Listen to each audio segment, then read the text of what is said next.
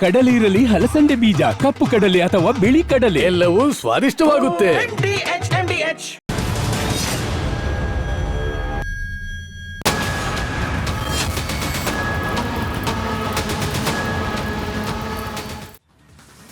Okay, ಇವತ್ತಿನಿಂದ ಎಲ್ಲವೂ ಕೂಡ ದುಬಾರಿ ಆಗಲಿದೆ. ಸಾಧಾರಣವಾಗಿ ಟೀಗೆ ಎಷ್ಟು? 15 ರೂಪಾಯಿ ಈಗ 15 ರೂಪಾಯಿ ಇದೆ. 10 ರೂಪಾಯಿ ನಾರ್ಮಲ್ ಆಗಿ, ಸ್ವಲ್ಪ ಜಾಸ್ತಿ ಸ್ವಲ್ಪ ರಿಮೋಟ್ ಏರಿಯಾಗಳಲ್ಲಿ ಅಲ್ಲೂ ಕೂಡ ಅಷ್ಟೇ ಅಲ್ವಾ? 10-15 ರೂಪಾಯಿ.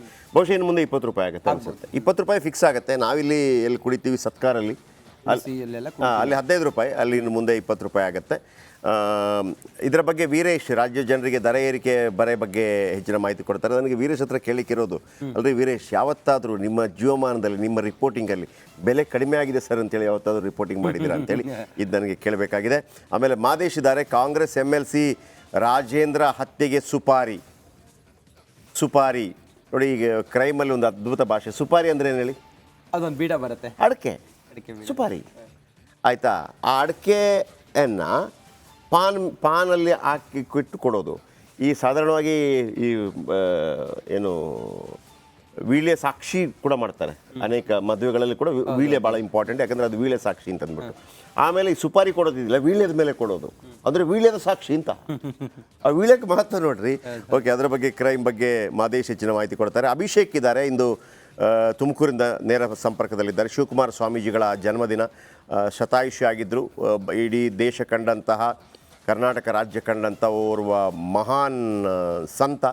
ಅವರಿಗೆ ಭಾರತ ರತ್ನ ಪ್ರಶಸ್ತಿ ಕೊಡಬೇಕು ಅಂತೇಳಿ ಭಾಳ ದೊಡ್ಡ ಹೋರಾಟಗಳು ಕೂಡ ಆಯಿತು. ನನಗನ್ಸುತ್ತೆ ಹೋರಾಟಗಳನ್ನು ಮಾಡಿ ಅವರು ಭಾರತ ರತ್ನ ಪಡೀಬೇಕಾ? ಹೀಗೆ ನೋಡಿದಾಗಲೇ ಗೊತ್ತಾಗ್ಬಿಡ್ಬೇಕು ಇವರಿಗೆ ಎಂತೆಂಥವರಿಗೆಲ್ಲ ಭಾರತ ರತ್ನಗಳನ್ನು ಅವರವರೇ ಕೊಟ್ಟುಕೊಂಡಂಥ ಹಿಸ್ಟ್ರಿ ನಮಗಿದೆ. ಏನೇ ಹೌ, ನಮಗೆ ಶಿವಕುಮಾರ ಸ್ವಾಮೀಜಿಗಳು ಎಂಥ ಆದರ್ಶಪ್ರಾಯರು ಅಂತಂದರೆ ನನಗೆ ಅವರ ವಿಶೇಷ ಅನಿಸೋದು, ಎಲ್ಲ ಸ್ವಾಮೀಜಿಗಳು ಹೇಗೆಂದರೆ ಭಾಷಣ ಮಾಡೋದ್ರಲ್ಲೇ ಫೇಮಸ್ಸು. ಭಾಷಣ ಮಾಡ್ತಾ ಇರ್ತಾರೆ, ಅದು ಹಾಗೆ ಅದು ಹಿಂಗೆ. ರಾಮಾಯಣ ಅಂದರೆ ರಾಮಾಯಣ, ಮಹಾಭಾರತ, ಅದು ಇದು ಅಂದರೆ ಎಲ್ಲ ಕಥೆಗಳನ್ನು ಹೇಳ್ತಾ ಇರ್ತಾರೆ.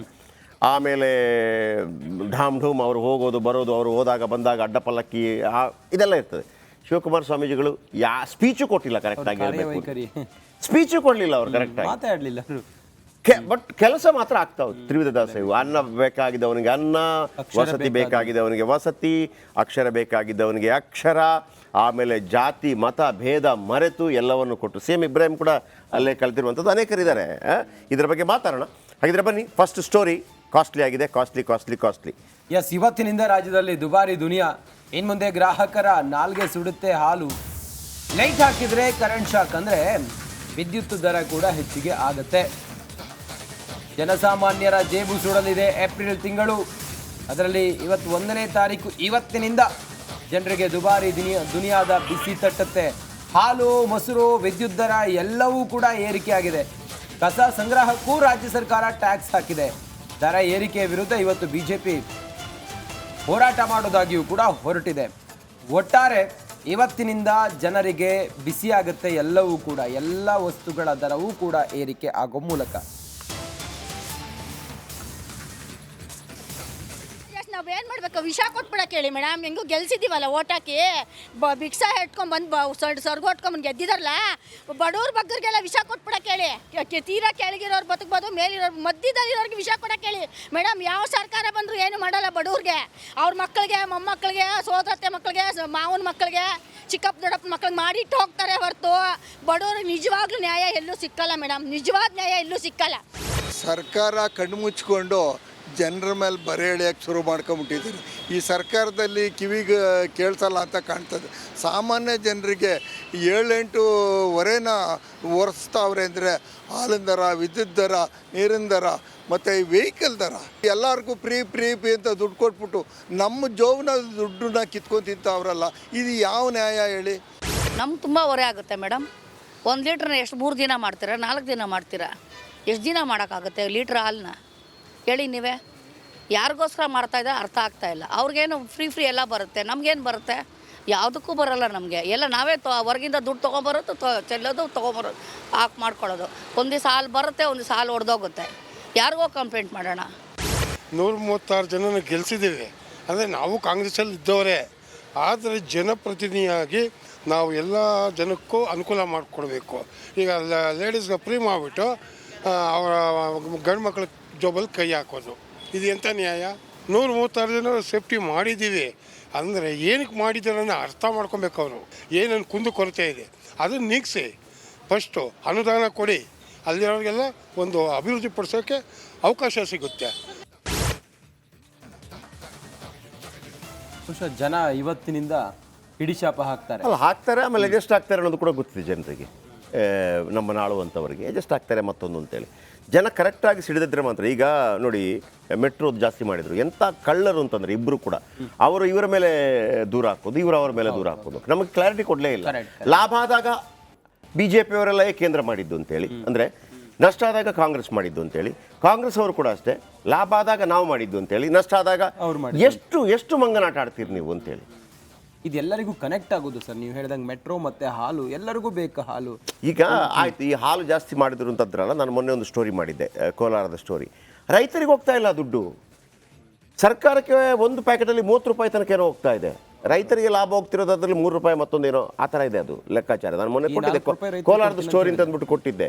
ಈಗ ಜಾಸ್ತಿ ಆಮೇಲೆ ಲಾಸ್ಟ್ ಟೈಮು 50 ml ಜಾಸ್ತಿ ಕೊಟ್ಬಿಟ್ಟು 2 ರೂಪಾಯಿ ಜಾಸ್ತಿ ಮಾಡಿದರು.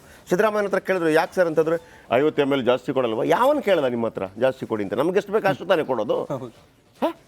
ಹಾಗಿದ್ರೆ ನಾಳೆ ನೀವು ಎಣ್ಣೆ ಕುಡಿಯಲ್ಲಪ್ಪ, ಏನು ನಾವು ಎಣ್ಣೆ ಕುಡೀರಿ ಅಂತೀವಿ, ಯಾರು ಫೋರ್ಸ್ ಮಾಡೋರು ಯಾರು ಅಂತ ನಾವು ಅದನ್ನೇ ಹೇಳೋದು. ಎಲ್ಲ ವಿಚಾರಗಳ ಬಗ್ಗೆ ಅದನ್ನೇ ಹೇಳ್ತಾ ಇರುವಂಥದ್ದು. ಫೋರ್ಸ್ ಮಾಡಬೇಡಿ, ಮನವರಿಕೆ ಮಾಡಿಕೊಡಿ. ನೀವು ಮನವರಿಕೆ ಮಾಡಿಕೊಡೋದೇ ಇಲ್ಲ ಯಾವುದೇ ವಿಚಾರಗಳಿಗೂ ಕೂಡ. ಈಗ ಯಾರು ತೆಲಂಗಾಣ ಮುಖ್ಯಮಂತ್ರಿ ರೇವಂತ್ ರೆಡ್ಡಿ ಕ್ಲಾರಿಟಿ ಬೇಕು ಅಂತ ಹೇಳೋದು ನಾನು.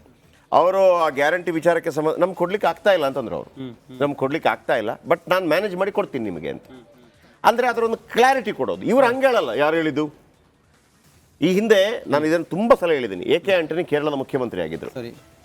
ಒಂದು 6 ತಿಂಗಳ ಕಾಲ ಸರ್ಕಾರಿ ನೌಕರ ಸಂಬಳ ಕೊಡ್ಲಿಕ್ಕೆ ಅವ್ರ ಹತ್ರ ದುಡ್ಡಿರಲಿಲ್ಲ. ಸರ್ಕಾರಿ ನೌಕರ ಸಂಬಳ ಕೊಡ್ಲಿಕ್ಕೆ ಅವ್ರ ಹತ್ರ ದುಡ್ಡಿರಲಿಲ್ಲ, ಇರಲಿಲ್ಲ. ಗಲಾಟೆ ಆಯಿತು, ಅಲ್ಲಿ ಯೂನಿಯನ್ಗಳೆಲ್ಲ ಜಾಸ್ತಿ ಅಲ್ಲ. ಗಲಾಟೆ ಆಯ್ತು, ಜೋರು ಗಲಾಟೆ ಆಯ್ತು, ಬೆಂಕಿ ಗಿಂಕೆಲ್ಲ ಆಯ್ತು. AK ಆಂಟನಿ ಬರ್ತಾರೆ, ಒಂದು ಪ್ರೆಸ್ ಮೀಟ್ ಮಾಡ್ತಾರೆ. ಪ್ರೆಸ್ ಮೀಟ್ ಮಾಡಿಬಿಟ್ಟು ಹೇಳ್ತಾರೆ, ನಾನು ಎಲ್ಲರಿಗೆ ಹೇಳ್ತಾ ಇರುವಂಥದ್ದು, ಕಷ್ಟದಲ್ಲಿದ್ದೀವಿ, ನಿಮ್ಗೆ 6 ತಿಂಗಳ ಸಂಬಳ ಸ್ವಲ್ಪ ನಾನು 2 ತಿಂಗಳದ್ದು ಹಾಕ್ತೀನಿ, ಟೈಮ್ ಕೊಡಿ ನನಗೆ, ನಾನು ಖಂಡಿತವಾಗ್ಲೂ ಮಾಡಿಕೊಡ್ತೀನಿ. ಈ ಥರ ನೀವು ಏನು ಹರತಾಳಗಳೆಲ್ಲ ಮಾಡೋದ್ರಿಂದ ಏನು ಲಾಭ ಇಲ್ಲ ಅಂತೇಳಿ. ರಜಿತ್, ಈ ಬಿಲೀವ್ ಇಟ್ ಆರ್ ನಾಟ್, ನಾಳೆಯಿಂದ ಯಾವುದೇ ಹರತಾಳ ಬಂದ್ ಗಿಂದ್ ಯಾವುದೇ ಆಗಲಿಲ್ಲ. ಯಾಕಂದರೆ ರಾಜ್ಯದ ರಾಜ ಹೇಳ್ದ. ನೀವು ಯಾವತ್ತೂ ಕೇಳ್ತಾ ಇರ್ತೀರಿ, ಯಾಕೆ ನರೇಂದ್ರ ಮೋದಿ ಅವರನ್ನು ಜನಗಳು ಪಾಲಿಸ್ತಾರೆ ಅಂತಂದರೆ ಅವ್ರು ಬಂದು ಹೇಳ್ಬಿಡ್ತಾರೆ, ನೋಡ್ರಪ್ಪ ಹಿಂಗಿದೆ ಅಂತೇಳಿ ಕ್ಲಾರಿಟಿ ಸಿಗುತ್ತೆ. ಕ್ಲಾರಿಟಿ ಈಗ ಈಗಲಾದರೂ ಅಷ್ಟೇ. ಸಿದ್ದರಾಮಯ್ಯ ಒಂದು ಪ್ರೆಸ್ ಮೀಟ್ ಮಾಡಿ ಹೇಳ್ತಾನೆ ಅಂತಂದ್ರೆ ಯಾರು ಬೇಡ ಅಂತಾರ? ಯಾವುದನ್ನು ಕೂಡ ಕ್ಲಾರಿಟಿ ಕೊಡ್ಬೇಕು. ಕ್ಲಾರಿಟಿ ಕೊಡೋದೇ ಇಲ್ಲ. ನಿಮ್ಗೆ ಯಾವ್ದು ಬೇಕು ಪ್ರಚಾರದ ಮಾತ್ರ ಕೊಡ್ತೀರಿ. ಎಲ್ಲ ರಾಜಕಾರಣಿಗಳು ಅಷ್ಟೇ ನಾನು ಹೇಳ್ತಿರೋದು, ಬೇರೆ ಯಾವುದನ್ನು ಹೇಳೋದೇ ಇಲ್ಲ ಅವರು. ಬನ್ನಿ ನೆಕ್ಸ್ಟ್. ಓಕೆ, ಬೆಳಿಗ್ಗೆ ಹಾಲು ಖರೀದಿಸು ಅಂತಿಲ್ಲ, ರಾತ್ರಿ ಲೈಟ್ ಹಚ್ಚುವಂತಿಲ್ಲ, ಬೆಳಿಗ್ಗೆ ಏಳೋದ್ರಿಂದ ಹಿಡಿದು ರಾತ್ರಿ ಮಲಗೋವರೆಗೂ ಕೂಡ ಟ್ಯಾಕ್ಸ್ ಅನ್ನುವಂತಾಗಿದೆ ರಾಜ್ಯದ ಜನರ ಪರಿಸ್ಥಿತಿ. ಈಗಿನ ಪರಿಸ್ಥಿತಿ, ಇಂದಿನಿಂದ ಎಲ್ಲ ಅಗತ್ಯ ವಸ್ತುಗಳ ಬೆಲೆ ಏರಿಕೆ ಆಗ್ತಾ ಇದ್ದು ಜನರ ಜೇಬಿಗೆ ಕತ್ತರಿ ಗ್ಯಾರಂಟಿ. ಹಾಗಾದರೆ ಯಾವ್ಯಾವ ವಸ್ತುಗಳ ಬೆಲೆ ಏರಿಕೆ ಆಗ್ತಾ ಇದೆ, ಜನರಿಗೆ ಎಷ್ಟು ಬರ್ಡನ್ ಆಗುತ್ತೆ ಅನ್ನೋದಕ್ಕೆ ಒಂದು ವರದಿ ಇದೆ, ನೋಡೋಣ ಬನ್ನಿ.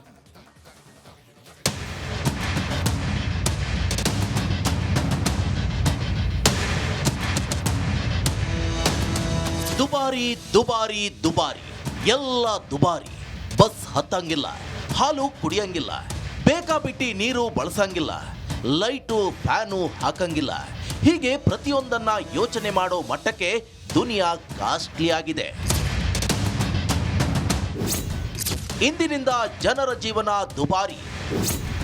ಹಾಲು, ನೀರು, ಕರೆಂಟ್, ಕಸಕ್ಕೂ ಕಾಸು. ಜೇಬಲ್ಲಿ ದುಡ್ಡಿದ್ರೆ ಜಾಲಿ, ಇಲ್ಲದಿದ್ರೆ ಖಾಲಿ. ರಾಜ್ಯದಲ್ಲಿ ಕಾಂಗ್ರೆಸ್ ಗ್ಯಾರಂಟಿ ಸಿಕ್ಕಾಗಿನಿಂದ ಜನರಿಗೆ ಬೆಲೆ ಏರಿಕೆ ಗ್ಯಾರಂಟಿಯೂ ಸಿಕ್ಕಂತಾಗಿದೆ. ಸಾರಿಗೆಯಿಂದ ಹಿಡಿದು ಅಗತ್ಯ ವಸ್ತುಗಳ ಬೆಲೆಗಳು ದಿನದಿನಕ್ಕೂ ಏರಿಕೆ ಆಗ್ತಿದೆ. ಕಸದ ಮೇಲೂ ರಾಜ್ಯ ಸರ್ಕಾರ ಸೆಸ್ ಹಾಕಲು ಹೊರಟಿದೆ. ಪ್ರತಿಯೊಂದು ವಸ್ತು ಖರೀದಿಸುವಾಗಲೂ ಜನರು ಜೇಬು ಮುಟ್ಟಿ ನೋಡಿಕೊಳ್ಳಬೇಕಾಗಿದೆ. ಹಾಗಾದ್ರೆ ಇಂದಿನಿಂದ ಯಾವುದೆಲ್ಲ ದರ ಏರಿಕೆ ಆಗಲಿದೆ ಅನ್ನೋದನ್ನ ನೋಡೋದಾದ್ರೆ, ದುಬಾರಿ ಲೈಫು.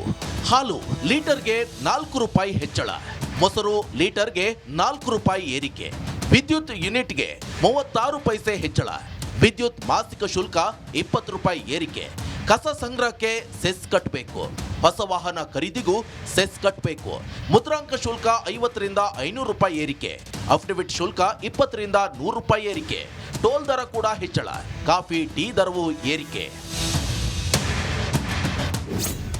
ಬೆಲೆ ಏರಿಕೆ ಸಾಧ್ಯತೆ, ನೀರಿನ ಬಿಲ್ ಏರಿಕೆಗೆ ಸಾಲು ಸಾಲು ಪ್ರಸ್ತಾವನೆ. ಅಂಗಡಿ, ಹೋಟೆಲ್, ರೆಸಿಡೆನ್ಷಿಯಲ್ ಏರಿಯಾದಲ್ಲಿ ಸೆಸ್. ಮೇ 1ರಿಂದ ಎಟಿಎಂಗಳಲ್ಲಿ ವಿತ್ಡ್ರಾ ಶುಲ್ಕನು 2 ರೂಪಾಯಿ ಏರಿಕೆ ಆಗಲಿದೆ. ಸಾಲು ಸಾಲು ಬೆಲೆ ಏರಿಕೆ ವಿರುದ್ಧ ಬಿಜೆಪಿಗರು ಕೂಡ ಸಿಡಿದೆದ್ದಿದ್ದು ರಾಜ್ಯಾದ್ಯಂತ ಉಗ್ರ ಹೋರಾಟಕ್ಕೆ ಮುಂದಾಗಿದೆ. ನಾಳೆಯಿಂದ 2ರಂದು ಬೆಂಗಳೂರಿನ ಫ್ರೀಡಂ ಪಾರ್ಕ್ನಲ್ಲಿ ಹೋರಾಟ ಆರಂಭ ಆಗಲಿದೆ. ಏಪ್ರಿಲ್ 2ನೇ ತಾರೀಕು ಬೆಂಗಳೂರಿನ ಫ್ರೀಡಂ ಪಾರ್ಕ್ನಲ್ಲಿ ಬೆಳಗ್ಗೆ 11 ಗಂಟೆಗೆ ನಮ್ಮ ಅಹೋರಾತ್ರಿ ಧರಣಿ ಪ್ರಾರಂಭ ಆಗ್ತದೆ. ಅದಾದ ನಂತರದಲ್ಲಿ ಏಪ್ರಿಲ್ 5ನೇ ತಾರೀಕು ರಾಜ್ಯದ ಎಲ್ಲ ಜಿಲ್ಲಾ ಕೇಂದ್ರಗಳಲ್ಲಿ ಮತ್ತು ತಾಲೂಕುಗಳಲ್ಲಿ ಎಲ್ಲ ನಮ್ಮ ಕಾರ್ಯಕರ್ತರು ಬೀದಿಗಿಳಿದು ಪ್ರತಿಭಟನೆ ಮಾಡ್ತಾರೆ, ಹೋರಾಟ ಮಾಡ್ತಾರೆ. ಈ ರಾಜ್ಯ ಸರ್ಕಾರದ ಜನವಿರೋಧಿ ನೀತಿಯನ್ನು ಅನುಸರಿಸ್ತಾ ಇದೆ.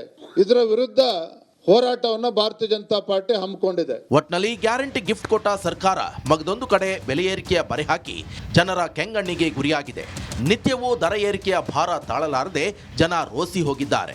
ಸರ್ಕಾರಕ್ಕೆ ಹಿಡಿಶಾಪ ಹಾಕ್ತಿದ್ದು ಗ್ಯಾರಂಟಿನೂ ಸಾಕು, ದರ ಏರಿಕೆಯ ಹೊರೆಯೂ ಸಾಕು ಅಂತ ಜನತಾ ಪ್ರಭು ಕೈಮುಗಿಯುತ್ತಿದ್ದಾನೆ. Veeresh Hiremath, metro bureau, Republic Kannada. Okay, Veeresh ನಮ್ಮೊಂದಿಗೆ ನೇರ ಸಂಪರ್ಕದಲ್ಲಿದ್ದಾರೆ. ವೀರೇಶ್, ಲಾಸ್ಟ್ ಟೈಮ್ ಹಾಲಿನ ಬೆಲೆ ಏರಿಕೆಯಾದಾಗಲೂ ಕೂಡ ನಾವು ಮಾತಾಡಿದ್ವಿ. 50 mlಗೆ 2 ರೂಪಾಯಿ ಜಾಸ್ತಿ ಆಗಿತ್ತು, ಈಗ 4 ರೂಪಾಯಿ ಜಾಸ್ತಿ ಆಗಿದೆ. ವೀರೇಶ್, ನಿಮ್ಮ ರಿಪೋರ್ಟಿಂಗ್ ಇತಿಹಾಸದಲ್ಲಿ ಕಡಿಮೆ ಆಯ್ತು ರೀ ರೇಟು ಅಂತೇಳಿ, ಇದೊಂದು ಒಂದು ಒಂದು ಏನಂತಾರೆ ಇದಕ್ಕೆ, ಇದು ನಿರಂತರವ ಅಂತ ಈ ಥರ. ಇನ್ನು ನೆಕ್ಸ್ಟ್ ಬಂದಾಗ ಮತ್ತೆ ರೇಟ್ ಜಾಸ್ತಿ ಆಯಿತು, ಮತ್ತೆ ರೇಟ್ ಜಾಸ್ತಿ ಆಯಿತು, ಮತ್ತೆ ರೇಟ್ ಜಾಸ್ತಿ ಆಯಿತು ಅಂತೇಳಿ ಯಾವುದೇ ಸರ್ಕಾರಗಳು ಕೂಡ ಆ ಸರ್ಕಾರ ಜಾಸ್ತಿ ಮಾಡಿತ್ತು. ಈಗ ಇವ್ರು ಹೇಳ್ತಾರೆ, ಯಾರು ಕಾಂಗ್ರೆಸ್ ಅವರು ಆರೋಪ ಮಾಡ್ತಾರೆ BJP ಮೇಲೆ, ಅಂದರೆ ಪೆಟ್ರೋಲ್ ಜಾಸ್ತಿ ಆಯಿತು ಅಂತೇಳಿ. ಅವ್ರೇನು ಬಂದ ತಕ್ಷಣ ಅವ್ರೇನು ಕಡಿಮೆ ಮಾಡಲ್ಲ. ಅವ್ರು ಯಾಕೆ ತಮ್ಮ ಇದಕ್ಕೆ ಬರುವ ಯಾವುದು ಖಜಾನೆಗೆ ಬರುವುದನ್ನು ಬೇಡ ಅಂತಾರೆ? ಹುಚ್ಚಿನ ಕಚ್ಚಿದೆ ಅವರಿಗೆ. ಇದೆಲ್ಲ ಡ್ರಾಮಾ. ಮನುಷ್ಯರನ್ನು, ಜನಗಳನ್ನು ನಾವು ಹೌದೌದೌದೌದಪ್ಪ ಮತ್ತೊಂದು ಅಂತೇಳಿ. ಇಲ್ಲೂ ಅಷ್ಟೇ 2 ದಿವಸ ಕಯ ಅಂತೀವಿ, ಆಮೇಲೆ ನೆಕ್ಸ್ಟ್ ಬೆಲೆ ಏರಿಕೆ ಆದಾಗ ಈ ಬೆಲೆ ಏರಿಕೆ ನೆನಪೇ ಅಲ್ವಾ? ಆಮೇಲೆ ಈಗ ನೋಡಿ, ನೀವು ನೆನಪಿಟ್ಕೊಳ್ಳಿ, ಇವತ್ತು ಬೆಲೆ ಏರಿಕೆ ಆಗಿದೆಯಲ್ಲ ಅಂತ ಹೇಳಿದಾಗ ರಾಜಕಾರಣಿಗಳು ಹೇಳೋ ಮಾತೇನು ಗೊತ್ತಾ? ನೋಡಿ, ಆಂಧ್ರ ಪ್ರದೇಶದಲ್ಲಿ ಜಾಸ್ತಿ ಇದೆ 1 ಲೀಟ್ರಿಗೆ, ಕೇರಳದಲ್ಲಿ ಜಾಸ್ತಿ ಇದೆ, ಅಲ್ಲಿ ಜಾಸ್ತಿ ಇದೆ, ನಾವು ಇನ್ನೂ ಕೂಡ 12 ರೂಪಾಯಿ ಕಡಿಮೆ ಇದ್ದೀವಿ ಅಂತಂದರೆ ಇನ್ನೂ 12 ರೂಪಾಯಿ ಮಾಡಲಿಕ್ಕೆ ಅಲ್ಲಿಗೆ ಬರ್ತಾರೆ. ಎಸ್ ವೀರೇಶ್, ಸಾಧಾರಣವಾಗಿ ಇದೇ ಹೇಳ್ತಾ ಇರ್ತಾರಲ್ಲ ಜನಗಳು, ಅಯ್ಯೋ ಇವ್ರು ಏನು ಹಿಂಗೆ ಮಾಡ್ತಾರೆ, ಮತ್ತೊಂದು ಮಾಡ್ತಾರೆ ಅಂತೇಳಿ. ಯಾರಾದರೂ ಇಲ್ಲ ವೈಜ್ಞಾನಿಕವಾಗಿ ಮಾತಾಡ್ತಾರೆ. ಸಮ್ಟೈಮ್ಸ್ ನಾನು ನಿಮ್ಮ ಹತ್ರ ಕೇಳಿದ್ದು, ಇಲ್ಲ ರೀ ಸಂಬಳನೂ ಜಾಸ್ತಿ ಆಗುತ್ತೆ, ಆಮೇಲೆ ನೋಡಿ 10 ವರ್ಷದ ಹಿಂದೆ ನಿಮ್ಮ ಸಂಬಳ ಕಡಿಮೆ ಇತ್ತು, ಈಗ ಜಾಸ್ತಿ ಆಗಿದೆ ಕಳೆದ ವರ್ಷ, ಹಾಗೆ ಯಾರಾದರೂ ಮಾತಾಡ್ತಾರೆ. ಅಥವಾ ಮಹಿಳಾ ಮಣಿಗಳು ಅಥವಾ ಮಧ್ಯಮ ವರ್ಗ, ಅಯ್ಯೋ ಬೆಲೆ ಜಾಸ್ತಿ ಆಯಿತು ಹೀಗೇ ಮಾತಾಡ್ತಾರೆ. ಎಸ್ಪೆಷಲಿ ಆಟೋ ರಿಕ್ಷಾ ಬೆಲೆ 30 ರೂಪಾಯಿಂದ 40 ರೂಪಾಯಿಗೆ ಆಗ್ತಾ ಇದೆ. ಕಸದ ಮೇಲೆ ಸೆಸ್ ಆಗ್ತಾ ಇದ್ದಾರೆ, ಹಾಲಿನ ಬೆಲೆ ಜಾಸ್ತಿ ಆಗ್ತಾ ಇದೆ. ನನಗೆ ಭಾಳ ಆಶ್ಚರ್ಯ ಇರುವಂಥದ್ದು, ಈ ಕಸದ ಮೇಲೆ ಸೆಸ್ಸನ್ನು ಯಾವ ಥರ ತಗೋತಾರೆ ಅಂತ. 1 kgಗೆ 12 ರೂಪಾಯಿ ಅಂತೆಲ್ಲ ಇದೆ, ಅದು ಹೆಂಗೆ ಅಂತ ಗೊತ್ತಿಲ್ಲ. ಎಸ್ ಪ್ಲೀಸ್, ನೀವು ವಿವರಿಸಬೇಕು ವೀರೇಶ್.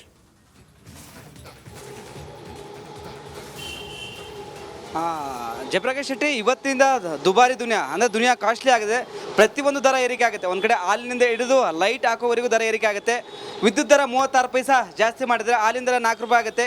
ಟೀ ದರ 1ರಿಂದ 2 ರೂಪಾಯಿ ದರ ಏರಿಕೆ ಆಗಿದೆ. ಮತ್ತೊಂದು ಕಡೆ ಆ ಲಿಫ್ಟು ಏನಾದರೂ ಜನರೇಟ್ಗಳಲ್ಲಿ ಏನಾದರೂ ಪರಿಶೀಲನೆಗೆ ರಿನ್ಯೂವಲ್ಗೆ ಅಲ್ಲಿ ಸಹ ಆ ದರ ಏರಿಕೆ ಮಾಡಿದ್ದಾರೆ. ಅದಲ್ಲದೆ ಆ ಲೈಫ್ ಟೈಮ್ ಗಾಡಿಗಳಿಗೆ ಏನಾದರೂ ವೆಹಿಕಲ್ಗಳಿಗೆ ಲೈಫ್ ಟೈಮ್ ಟ್ಯಾಕ್ಸಿ ಕಟ್ಟಬೇಕು. ಆ ಟ್ಯಾಕ್ಸ್ ಕಟ್ಟಬೇಕಂದ್ರೆ 11%. ಮತ್ತೊಂದು ಕಡೆ ಹೊಸ ವಾಹನಗಳನ್ನು ಖರೀದಿ ಮಾಡಿದರೆ ಅಲ್ಲಿ ಸಹ ಏನು ಒಂದು 4ರಿಂದ 5% ಜಾಸ್ತಿ ಆಗುತ್ತೆ. ಹೀಗಾಗಿ ದುನಿಯಾ ತುಂಬ ಕಾಸ್ಟ್ಲಿ ಆಗಿದೆ. ಹೀಗಾಗಿ ಈ ಮಧ್ಯಮ ವರ್ಗದವರು ತುಂಬ ಒಂದು ಕಡೆ ಆಕ್ರೋಶ ಹೊರಾಗ್ತಿದ್ದಾರೆ. ಯಾಕಂದರೆ ದಿನಬಳಕೆ ಹಾಲು ಬೇಕಾಗುತ್ತೆ, ಕರೆಂಟ್ ಯೂಸ್ ಮಾಡ್ತಾರೆ. ಮತ್ತೊಂದು ಕಡೆ ಕರೆಂಟ್ಗೆ ಫಿಕ್ಸ್ ಚಾರ್ಜ್ ಅಂತ ಅಲ್ಲಿ ಸಹ 25 ರೂಪಾಯಿ ಜಾಸ್ತಿ ಮಾಡಿದ್ದಾರೆ. ಹೀಗಾಗಿ ಇಲ್ಲೇ ಒಂದು ಕಡೆ ದರ ಏರಿಕೆ ಆಗ್ತಾ ಇದೆ. ಯಾವುದೇ ರೀತಿಯಾಗಿ ದರ ಕಡಿಮೆ ಮಾಡ್ತಿಲ್ಲ. ಅಧಿಕಾರಕ್ಕೆ ಬಂದಂಥ ಕಾಂಗ್ರೆಸ್ ಸರ್ಕಾರ ಅಂದರೆ BJP ಸರ್ಕಾರ ಇರುವಾಗ ಸಾಕಷ್ಟು ಹೋರಾಟ ಮಾಡಿತ್ತು, ದರ ಏರಿಕೆ ವಿಚಾರವಾಗಿ ರೋಡಿಗೆ ಹಿಡಿದು ಪ್ರೊಟೆಸ್ಟ್ ಮಾಡಿತ್ತು. ಬಟ್ ಇದೀಗ ಅವ್ರದೇ ಸರ್ಕಾರ ಇದೆ, ದರ ಏರಿಕೆ ಆಗ್ತಿದೆ. ಸಾಕಷ್ಟು ಜನ ಇದರಲ್ಲಿ ಮಾತಾಡಿಸ್ತೀನಿ. ಸರ್ ಬನ್ನಿ, ಇಲ್ಲಿ ದರ ಏರಿಕೆ ಆಗ್ತಿದೆ. ಇವತ್ತಿಂದ ಹಾಲು, ಕಾಫಿ, ಟೀ ಎಲ್ಲವೂ ದರ ಏರಿಕೆ ಆಗ್ತಿದೆ. ಏನು ಹೇಳ್ತಾರೆ ಸರ್ ಅಂತ? ಮಧ್ಯಮ ವರ್ಗದವ್ರಿಗೆ ತುಂಬ ಹೊಡೆತ ಬೀಳ್ತಾ ಇದೆ. ಮುಂದೆ ಜೀವನ ಮಾಡೋಕ್ಕೆ ತುಂಬ ಕಷ್ಟ ಆಗುತ್ತೆ. ನಮ್ಮ ಸಾಮಾನ್ಯ ಜನಗಳಿಗೆ ಬೆಲೆ ಏರಿಕೆ ಮಾಡಿಕೊಂಡವರು ಈ ಫ್ರೀ ಕೊಟ್ಟು ಒಂದು ಕಡೆ ಕೊಟ್ಟು 3 ಕಡೆ ಎಳೀತಾ ಇದ್ದಾರೆ. ಜನಗಳಿಗೆ ಭಾಳ ಅನಾನುಕೂಲ ಆಗ್ತಾ ಇದೆ. ಗ್ಯಾರಂಟಿ ಯೋಜನೆಗೆ ಹೊರೆ ತುಂಬಿಸಲಿದ ಪ್ಲ್ಯಾನ್ ಅಂತ ಗ್ಯಾರಂಟಿ ಹೊರಗೆ ಇದು ತುಂಬಿಸೋಕ್ಕೆ ಯೋಜನೆ ಮಾಡ್ಕೊಂಡು ಅವರು ಬೆಲೆ ಏರಿಕೆ ಮಾಡ್ತಾ ಇದ್ದಾರೆ.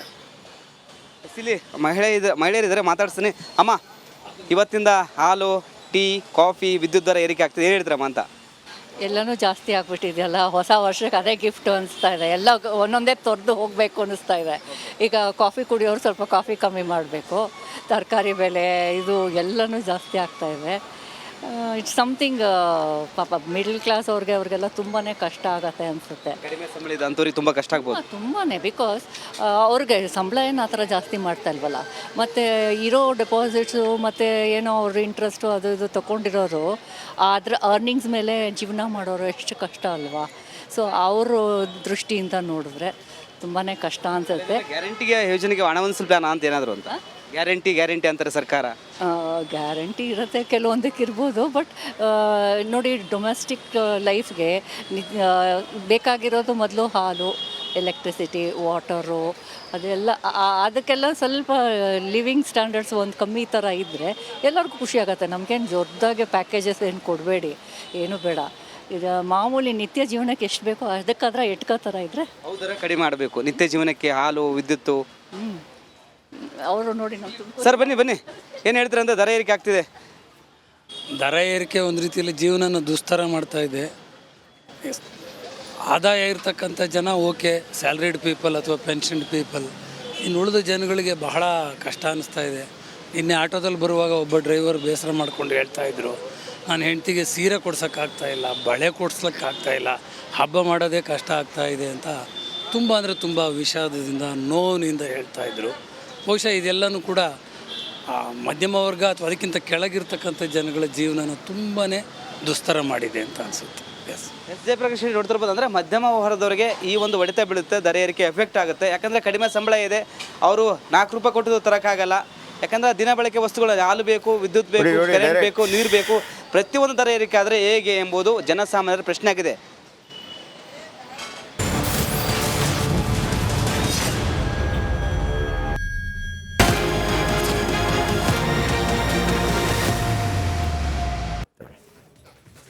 ವಿರಾಮದ ಬಳಿಕ ಮತ್ತೆ ಸ್ವಾಗತ. ನೋಡಿ, ಈ ಪ್ಯಾಲೆಸ್ತೈನ್ ಪರವಾಗಿ ಘೋಷಣೆಯನ್ನು ಕೂಗಿದ್ದು ರಂಜಾನ್ ಆಚರಣೆಯ ಸಮಯದಲ್ಲಿ ಈದ್ ಪ್ರಾರ್ಥನೆಯ ವೇಳೆ ಪ್ಯಾಲೆಸ್ತೈನ್ ಪರವಾಗಿ ಫಲಕಗಳನ್ನು ಪ್ರದರ್ಶನ ಮಾಡ್ತಾ ಈ ರೀತಿಯಾಗಿ ಮಾಡಿದ್ದಾರೆ. ಸಾಗರದಲ್ಲಿ ಪ್ಯಾಲೆಸ್ತೈನ್ ಪರ ಘೋಷಣೆಯನ್ನು ಕೂಗಿದ್ದಾರೆ. SDPIನಿಂದ ಪ್ಲೇ ಕಾರ್ಡ್ ಪ್ರದರ್ಶನ ಮಾಡಿ ಈ ರೀತಿ ಮಾಡಿದ್ದಾರೆ. ಇತ್ತ ಗಂಗಾವತಿಯಲ್ಲಿ ಪ್ಯಾಲೆಸ್ತೈನ್ ಪರ ಘೋಷಣೆ ಕೂಗಿದ್ದಾರೆ.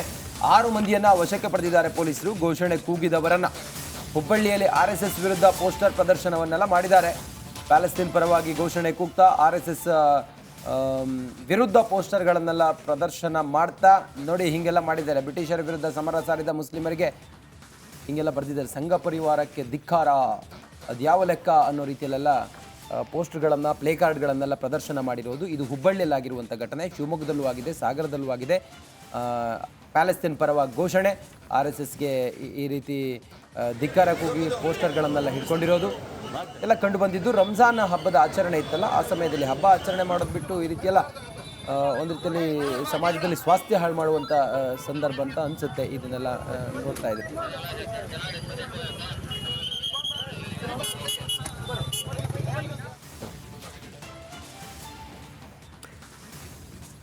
ರಂಜಾನ್ ಹಬ್ಬದ ಸಂದರ್ಭದಲ್ಲಿ ಕರ್ನಾಟಕದ ವಿವಿಧೆಡೆ ಪ್ಯಾಲೆಸ್ತೈನ್ಗೆ ಬೆಂಬಲವನ್ನು ವ್ಯಕ್ತಪಡಿಸಿ ಘೋಷಣೆ ಮತ್ತು ಪ್ಲೇ ಕಾರ್ಡ್ ಪ್ರದರ್ಶನ ಮಾಡಲಾಗಿದೆ. ಎಲ್ಲೆಲ್ಲಿ, ಯಾರ್ಯಾರು, ಹೇಗೆ ನೋಡಿ. ಈದ್ ಪ್ರಾರ್ಥನೆ ವೇಳೆ ಪ್ಯಾಲೆಸ್ತೈನ್ ಪರ ಘೋಷಣೆ. ರಂಜಾನ್ ಹಬ್ಬದ ಸಂದರ್ಭದಲ್ಲಿ ಕರ್ನಾಟಕದ ವಿವಿಧೆಡೆ ಪ್ಯಾಲೆಸ್ತೈನಿಗೆ ಬೆಂಬಲ ವ್ಯಕ್ತಪಡಿಸುವ ಘೋಷಣೆ ಕೂಗಲಾಗಿದೆ. ಅಲ್ಲದೆ ಪ್ಯಾಲೆಸ್ತೈನ್ ಪರ ಫಲಕಗಳನ್ನು ಪ್ರದರ್ಶಿಸಲಾಯಿತು. ಕೊಪ್ಪಳ, ಶಿವಮೊಗ್ಗದಲ್ಲಿ ಪ್ಯಾಲೆಸ್ತೈನ್ ಪರ ಘೋಷಣೆಗಳನ್ನು ಕೂಗಲಾಯಿತು. ಹುಬ್ಬಳ್ಳಿಯಲ್ಲಿ ಸಂಘ ಪರಿವಾರದ ವಿರುದ್ಧ ಪೋಸ್ಟರ್ ಪ್ರದರ್ಶಿಸಲಾಗಿದ್ದು FIR ದಾಖಲಾಗಿದೆ. ಗಂಗಾವತಿಯಲ್ಲಿ ಪ್ಯಾಲೆಸ್ತೈನ್ ಪರ ಘೋಷಣೆ.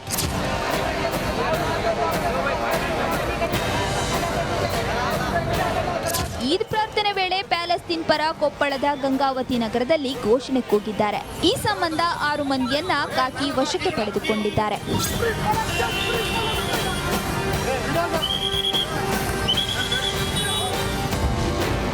ಪ್ಯಾಲೆಸ್ತೈನ್ ಪರ ಪ್ಲೇ ಕಾರ್ಡ್ ಪ್ರದರ್ಶನ.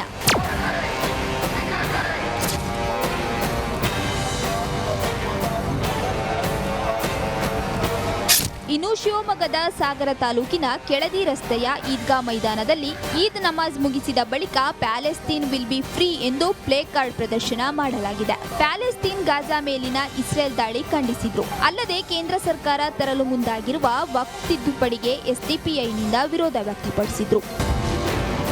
ಸಂಘ ಪರಿವಾರಕ್ಕೆ ಅವಹೇಳನ ಮಾಡಿ ಭಿತ್ತಿಪತ್ರ.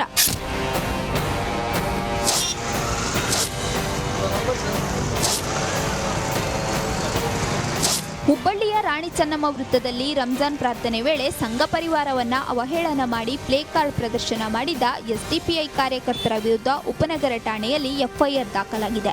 ಸಾಮೂಹಿಕ ಪ್ರಾರ್ಥನೆ ವೇಳೆ ಭಿತ್ತಿಪತ್ರ ಪ್ರದರ್ಶನ ಮಾಡಲಾಗಿದ್ದು ಹಿಂದೂಗಳ ಭಾವನೆಗೆ ಧಕ್ಕೆ ತಂದಿದ್ದಾರೆ ಎಂದು ಆರೋಪ ಕೇಳಿಬಂದಿತ್ತು. ಈ ಸಂಬಂಧ ವಿಶ್ವ ಹಿಂದೂ ಪರಿಷತ್, ಬಜರಂಗದಳ, ಹಿಂದೂ ವಕೀಲರ ಸಂಘ ದೂರು ನೀಡಿದ್ರು. ಸದ್ಯ ಅಬ್ದುಲ್ ಗಫೂರ್ ಕುರಹಟ್ಟಿ ವಿರುದ್ಧ ಎಫ್ಐಆರ್ ದಾಖಲಾಗಿದೆ.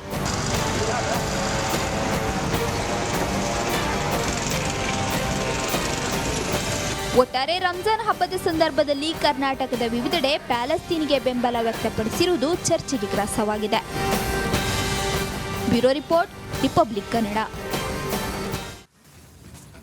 ಇದೊಂದು ಕೆಟ್ಟ ಸಂಸ್ಕೃತಿ. ಯಾಕೆ ಇದು ಈಗ ಮಾತ್ರ ಅಲ್ಲ, ಈ ಹಿಂದೆ ಕೂಡ ಹಾಗೆ ಬೆಂಗಳೂರಲ್ಲೇ ಪ್ಯಾಲೆಸ್ತೀನ್ ಪರವಾಗಿ ಪ್ಲೇ ಕಾರ್ಡು, ಬ್ಯಾನರ್ ಎಲ್ಲ ಇಟ್ಕೊಂಡು, ಯಾಕೆ ಆ ಪ್ಯಾಲೆಸ್ತೀನ್ ಪ್ರೇಮ ಯಾಕೆ ನಮ್ಮವರಿಗಂತ? ಮುಸ್ಲಿಂ ರಾಷ್ಟ್ರ ಅನ್ನೋ ಕಾರಣಕ್ಕಾಗಿ. ಈಗ ಇಸ್ಲಾಮನ್ನು ಏನು ಹೇಳ್ತಾರೆ, ವಿಶ್ವಭಾತೃತ್ವ ಅಂತ ಕರೀತಾರಲ್ಲ, ಎಲ್ಲಿದೆ ವಿಶ್ವಭಾತೃತ್ವ? ಮುಸ್ಲಿಂ ರಾಷ್ಟ್ರ ಆಗಿದ್ರೆ ಮಾತ್ರ ನಿಮಗೆ ಪ್ರೀತಿ. ಇದು ಈಗ ಅಂತಲ್ಲ.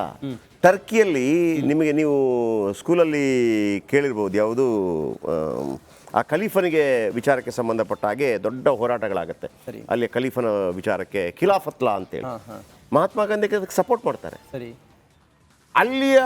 ಎಲ್ಲಿಯ ಟರ್ಕಿಯಲ್ಲಿ ಆದಂಥ ಘಟನಾವಳಿಗಳು ಇಲ್ಲಿಯ ಭಾರತೀಯ ಮುಸ್ಲಿಮರಿಗೆ ದೊಡ್ಡ ಸಮಸ್ಯೆ ಆಗಿಬಿಡ್ತದೆ.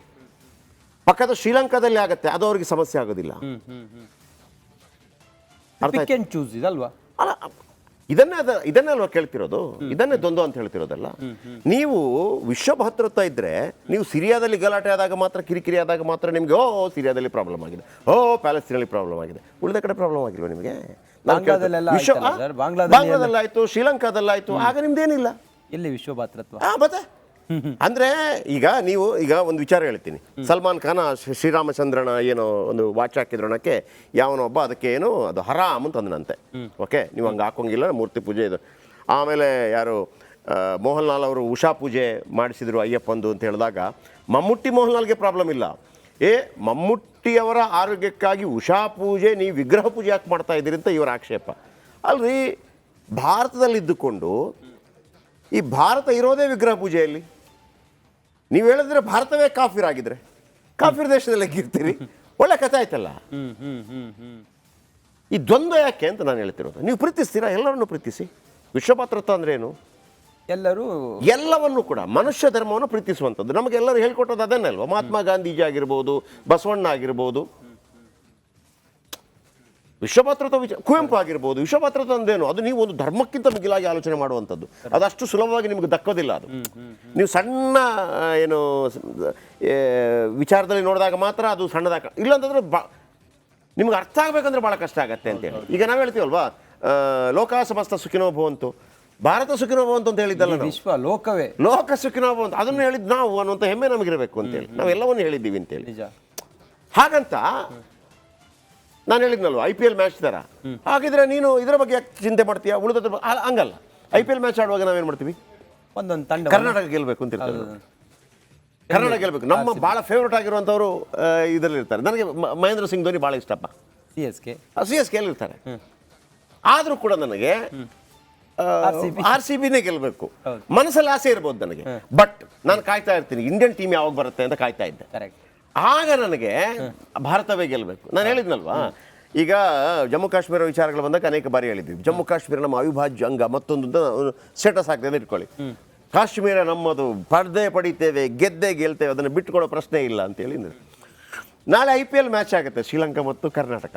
ನಾನೇನು ಮಾಡಬೇಕು, ಕರ್ನಾಟಕ ಕಾಶ್ಮೀರವನ್ನು ಸೋಲಿಸಿ ಅಂತ ಹಾಕಿರ್ತೀನಿ ಅಂತ ಇಟ್ಕೊಳ್ಳಿ.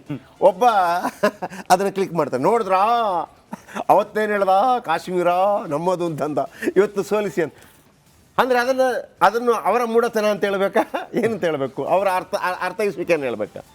ಹಾಗೇನೆ ದೇಶದ ವಿಚಾರ ಬಂದಾಗ ದೇಶ ಮುಖ್ಯವಾಗಿ ಮೊದಲಾಗಬೇಕು. ದೇಶದ ವಿಚಾರಗಳು ಬಂದಾಗ ಯಾವಾಗ ಈ ಥರ ಫ್ಲೆಕ್ಸ್ ಹಿಡಿದಿರಿ ನೀವು? 1991 ಬಾಂಬ್ ಬ್ಲಾಸ್ಟ್ ಆಯ್ತಲ್ಲ, ಯಾವಾಗ ಫ್ಲೆಕ್ಸ್ ಹಿಡಿದ್ರಿ ನೀವು? ಈಗ ನಮಗೆ ಪ್ಯಾಲೆಸ್ತೀನ್ ನಮ್ಮ ವಿರೋಧಿ ಕಂಟ್ರಿ ಏನಲ್ಲ, ನಾವು 90s ತನಕ ಪ್ಯಾಲೆಸ್ತೀನ್ ಪರವಾಗಿಯೇ ಇದ್ವಿ. ಯಾಕೆ ಪರವಾಗಿದ್ವಿ ಅಂತಂದ್ರೆ ಗಲ್ಫ್ ರಾಷ್ಟ್ರಗಳಿಂದ ನಮಗೆ ಪೆಟ್ರೋಲ್ ಡೀಸೆಲ್ಗಳು ವಿಪರೀತವಾಗಿ ಬರ್ತಾ ಇತ್ತು, ಅವರ ಜೊತೆಗಿನ ಸಂಬಂಧ ಚೆನ್ನಾಗಿರ್ಲಿಲ್ಲ ಅನ್ನೋ ಕಾರಣಕ್ಕಾಗಿ. ಆಮೇಲೆ ನಡೆದಂಥ ಘಟನೆಗಳಿಗೆ ಅವ್ರದ್ದು ನಯ ಪೈಸೆ ಬರೋದು ಏನು ಗೊತ್ತಾಗ್ಲಿಲ್ಲ ನಮಗೆ, ಅವರಿಂದ ನಯ ಪೈಸೆ ಲಾಭ ಆಗಲಿಲ್ಲ. ಆಗ ನರಸಿಂಹರಾಯರು ತಮ್ಮ ಎಜೆಂಡಾ ಬದಲಾಯಿಸಿದ್ರು. ನರೇಂದ್ರ ಮೋದಿ ಅದರ ಪೀಕ್ಗೆ ಹೋದ್ರು, ಅದು ಬೇರೆ ವಿಚಾರ. ನರಸಿಂಹರಾಯರು ಬದಲಾಯಿಸ್ತಾರೆ, ಪ್ಯಾಲೆಸ್ತೀನ್ ಬದಲಾಗಿ ಇಸ್ರೇಲ್ಗೆ ಹೋಗ್ತಾರೆ ಅವರು. ಇಸ್ರೇಲ್ ನಮ್ಮ ಪರವಾಗಿ, ಇಸ್ರೇಲ್ ನಮಗೆ ಸಪೋರ್ಟ್ ಕೂಡ ಮಾಡುತ್ತೆ, ಆಯ್ತಾ. ಆಮೇಲೆ ನರೇಂದ್ರ ಮೋದಿ ಅವರ ಟೈಮಲ್ಲಿ ಅದು ವಿಪರೀತ ಇದಕ್ಕೆ ಹೋಗುತ್ತೆ. ಯಾಕಂದ್ರೆ ಸನಾತನ ಧರ್ಮ ಮತ್ತು ಯಹೂದಿ ವಿಚಾರಕ್ಕೆ ಸಂಬಂಧಪಟ್ಟಾಗ ಒಂದು ದೊಡ್ಡ ಸಾಮ್ಯತೆ ಸಂಬಂಧಗಳಿದೆ, ನಾವು ಮೊದಲೇ ಇದ್ದದ್ದು ಅಂತ ಹೇಳಿ ಅಲ್ಲಿ ಆ ಥರ ಬರುವಂಥದ್ದು. ಸೊ ಅಲ್ಲಿ ಅದು ಶುರುವಾಗಿದ್ದು. ಇವತ್ತು ನೀವು ಇದಿಟ್ಕೊಂಡು ಈ ಥರ ಮಾತಾಡ್ತಾ ಇದ್ದೀರಿ. ಅವತ್ತು ಏನು ಟರ್ಕಿ ವಿಚಾರದಲ್ಲಿ ಇದೇ ಥರ ಆಯಿತು. ಇದನ್ನು ಯಾರು ಕಲಿಸ್ತಾ ಇದ್ದೀರಿ ಹಾಗಿದ್ರೆ? ಮತ್ತು ವಿಶ್ವಭಾತೃತ್ವ ಅಂದರೆ ಹೆಂಗೆ? ವಿಶ್ವಭಾತೃತ್ವ ಅಂದರೆ ಹೆಂಗೆ? ವಿಶ್ವಭಾತೃತ್ವ ಅಂದರೆ ಮುಸ್ಲಿಂ ಆದರೆ ಮಾತ್ರನಾ? ನಾನು ಅದೇ ಹೇಳಿದೆ, ಸಲ್ಮಾನ್ ಖಾನ್ ಅವರು ಏನು ರಾಮ ಮಂದಿರದ ವಾಚ್ ಹಾಕಿದ್ರು ಅಂತ ಹೇಳುವಾಗ ಹರಾಮ್ ಅಂತ ಹೇಳೋರು, ಆಮೇಲೆ ಉಷಾ ಪೂಜೆ ಮಾಡಿದ್ದು ಹರಾಮ್ ಅಂತ ಹೇಳೋರು. ಹಾಗಿದ್ರೆ ಈ ದೇಶದಲ್ಲಿರೋದು ಹರಾಮ್ ಅಲ್ವಾ? ಈ ದೇಶದಲ್ಲಿ 12 ಜ್ಯೋತಿರ್ಲಿಂಗ ಇದೆ. 12 ಜ್ಯೋತಿರ್ಲಿಂಗ ಇದೆ. ಕರೆಕ್ಟ್. ಅಲ್ಲ, ಈ ದೇಶ 12 ಜ್ಯೋತಿರ್ಲಿಂಗ, 51 ಶಕ್ತಿಪೀಠ ಇದೆ ಇಡೀ ದೇಶಾದ್ಯಂತ. ಯಾಕಿದ್ದೀರಿ ನೀವು? 4 ಏನು ವೈಷ್ಣವ ಪಂಥದ ಇದಿದೆ, ಬದರಿ, ಶೃಂಗೇರಿ, ಮತ್ತೊಂದು ಮಗದೊಂದು. ಈಗ ನಮ್ಮನ್ನೇನು ಹೇಳ್ತಿದ್ರು ಮೊದಲು, ಭಾರತ ಒಂದು ರಾಷ್ಟ್ರ ಆಗಿರಲಿಲ್ಲ ಅಂತ ಹೇಳ್ತಾರಲ್ಲ, ಆಡಳಿತಾತ್ಮಕವಾಗಿ ಬೇರೆ ಬೇರೆ ರಾಜ್ಯರಿದ್ರು, ಆದ್ರೆ ಆಧ್ಯಾತ್ಮಿಕವಾಗಿ ಭಾರತ ಯಾವತ್ತೂ ಒಂದೇ ಇತ್ತು. ಯಾಕಂದ್ರೆ ಒಬ್ಬ ಶೈವ 12 ಜ್ಯೋತಿರ್ಲಿಂಗ ದರ್ಶನ ಮಾಡಬೇಕು ಅಂದ್ರೆ ಇಡೀ ಇಂಡಿಯಾ ಹೋಗ್ಬೇಕು, ಅವನನ್ನು ವೀಸಾ ಮಾಡ್ಕೊಂಡು ಹೋಗ್ತಾ ಇದ್ನ. ಒಬ್ಬ ಶಾಕ್ಯ ಪರಂಪರೆಯನ್ನ ಆರಾಧನೆ ಮಾಡುವಂಥವನು 51 ಶಕ್ತಿಪೀಠಗಳಿಗೆ ಭೇಟಿ ಕೊಟ್ಟು ಬರಬೇಕಾಗಿತ್ತು. ಒಬ್ಬ ಇವನು ವೈಷ್ಣವ 4 ಧಾಮಗಳನ್ನ, 4 ಧಾಮಗಳನ್ನ ಭೇಟಿ ಮಾಡ. 4 ಧಾಮ ಅಂದ್ರೆ ಅಲ್ಲಿರೋದು ಮಾತ್ರ ಅಲ್ಲ, ಪುರಿ, ಆಮೇಲೆ ಶೃಂಗೇರಿ, ಹಿಂಗೆಲ್ಲ ಬರ್ತದೆ. ಅದು 4 ಬರುತ್ತೆ. ಅದು ಯಾವುದು ಮಥುರಾ ಎಲ್ಲವೂ ಕೂಡ ಬರುತ್ತೆ. ಸೊ ಹಾಗಿರುವಾಗ ಇದು ಈ ದ್ವಂದ್ವ ನೀತಿ ಇಲ್ಲ, ಇದನ್ನು ಪೋಷಿಸ್ತಾ ಬಂದರು ನಮ್ಮ ರಾಜಕಾರಣಿಗಳು. ಅದು ನಿಲ್ಲಬೇಕು ಅಂತೇಳಿ. ಭಾರತ ದೇಶ ಒಂದು, ಅಥವಾ ನೀವು ಯಾರಿಗಾದ್ರೂ ಸಪೋರ್ಟ್ ಮಾಡ್ತೀರಾ, ಪ್ರತಿಯೊಂದು ಆಗಿರಬೇಕು. ನಾಳೆ ನೀವು ಪಾಕಿಸ್ತಾನಕ್ಕೆ ಸಪೋರ್ಟ್ ಮಾಡೋದಿಲ್ಲ ಅಂತ ಏನೋದು, ಪಾಕಿಸ್ತಾನ ಇಸ್ಲಾಂ ರಾಷ್ಟ್ರ ಅಂತೇಳಿ, ಇಸ್ಲಾಂ ರಾಷ್ಟ್ರ ಅನ್ನೋ ಕಾರಣಕ್ಕಾಗಿ ಸಪೋರ್ಟ್ ಮಾಡ್ತಾ ಇದ್ದೀರಿ. ಮಾನವೀಯತೆಯನ್ನು ತೋರಿಸ್ಬೇಡಿ ನೀವು ಅಲ್ಲಿ.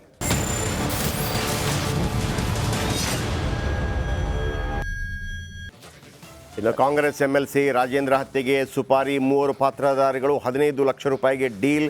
18 ನಿಮಿಷದ ಆಡಿಯೋದಲ್ಲಿದೆ ಸ್ಫೋಟಕ ಮಾಹಿತಿ. 3 ಆರೋಪಿಗಳಿಗೆ ಪೊಲೀಸರ ಡ್ರಿಲ್. ಆಡಿಯೋ ಬಾಂಬ್ SITಗ ಅಥವಾ CIDಗ? ಡೀಲ್ ಆಡಿಯೋ ಸುತ್ತ ಅನುಮಾನದ ಹುತ್ತ. ಇದು ರಾಜಾ ಡೀಲ್, ಇದು ಅಂತಿಂತ ಡೀಲ್ ಅಲ್ಲ, ರಾಜಾ ಡೀಲ್. ರಾಜಾ ಡೀಲಲ್ಲಿ ರಾಣಿ ಡೀಲು ಇದೆ. ಇದು ರಾಜಾ ರಾಣಿ ಡೀಲು. ಓಕೆ, ಹನಿ ಟ್ರ್ಯಾಪ್ ಹೋಗ್ಬಿಟ್ಟು ಅದು ಸುಪಾರಿ ಟ್ರ್ಯಾಪ್ ಆಗ್ಬಿಡ್ತು. ಸಹಕಾರ ಸಚಿವ ರಾಜಣ್ಣಗೆ ಮಧುಬಲೆ ಪ್ರಕರಣ ತನಿಖೆ ಚುರುಕುಗೊಳಿಸಿದ CID ಅಧಿಕಾರಿಗಳು. ರಾಜಣ್ಣ ಮನೆ, ಕಚೇರಿಗಳಲ್ಲಿ CID ಟೀಮ್ ಪರಿಶೀಲನೆ. ಮನೆ ಚಾಲಕರು, ಕಚೇರಿ ಸಿಬ್ಬಂದಿಗೆ CID ಡ್ರಿಲ್. ಇಂದು ಸಚಿವ ರಾಜಣ್ಣ ವಿಚಾರಣೆಗೆ ಹಾಜರು ಸಾಧ್ಯತೆ. ಹನಿ ಟ್ರ್ಯಾಪ್ ಬಗ್ಗೆ ಮಾಹಿತಿ ನೀಡುವಂತೆ ಸೂಚಿಸಿದ್ದ CID.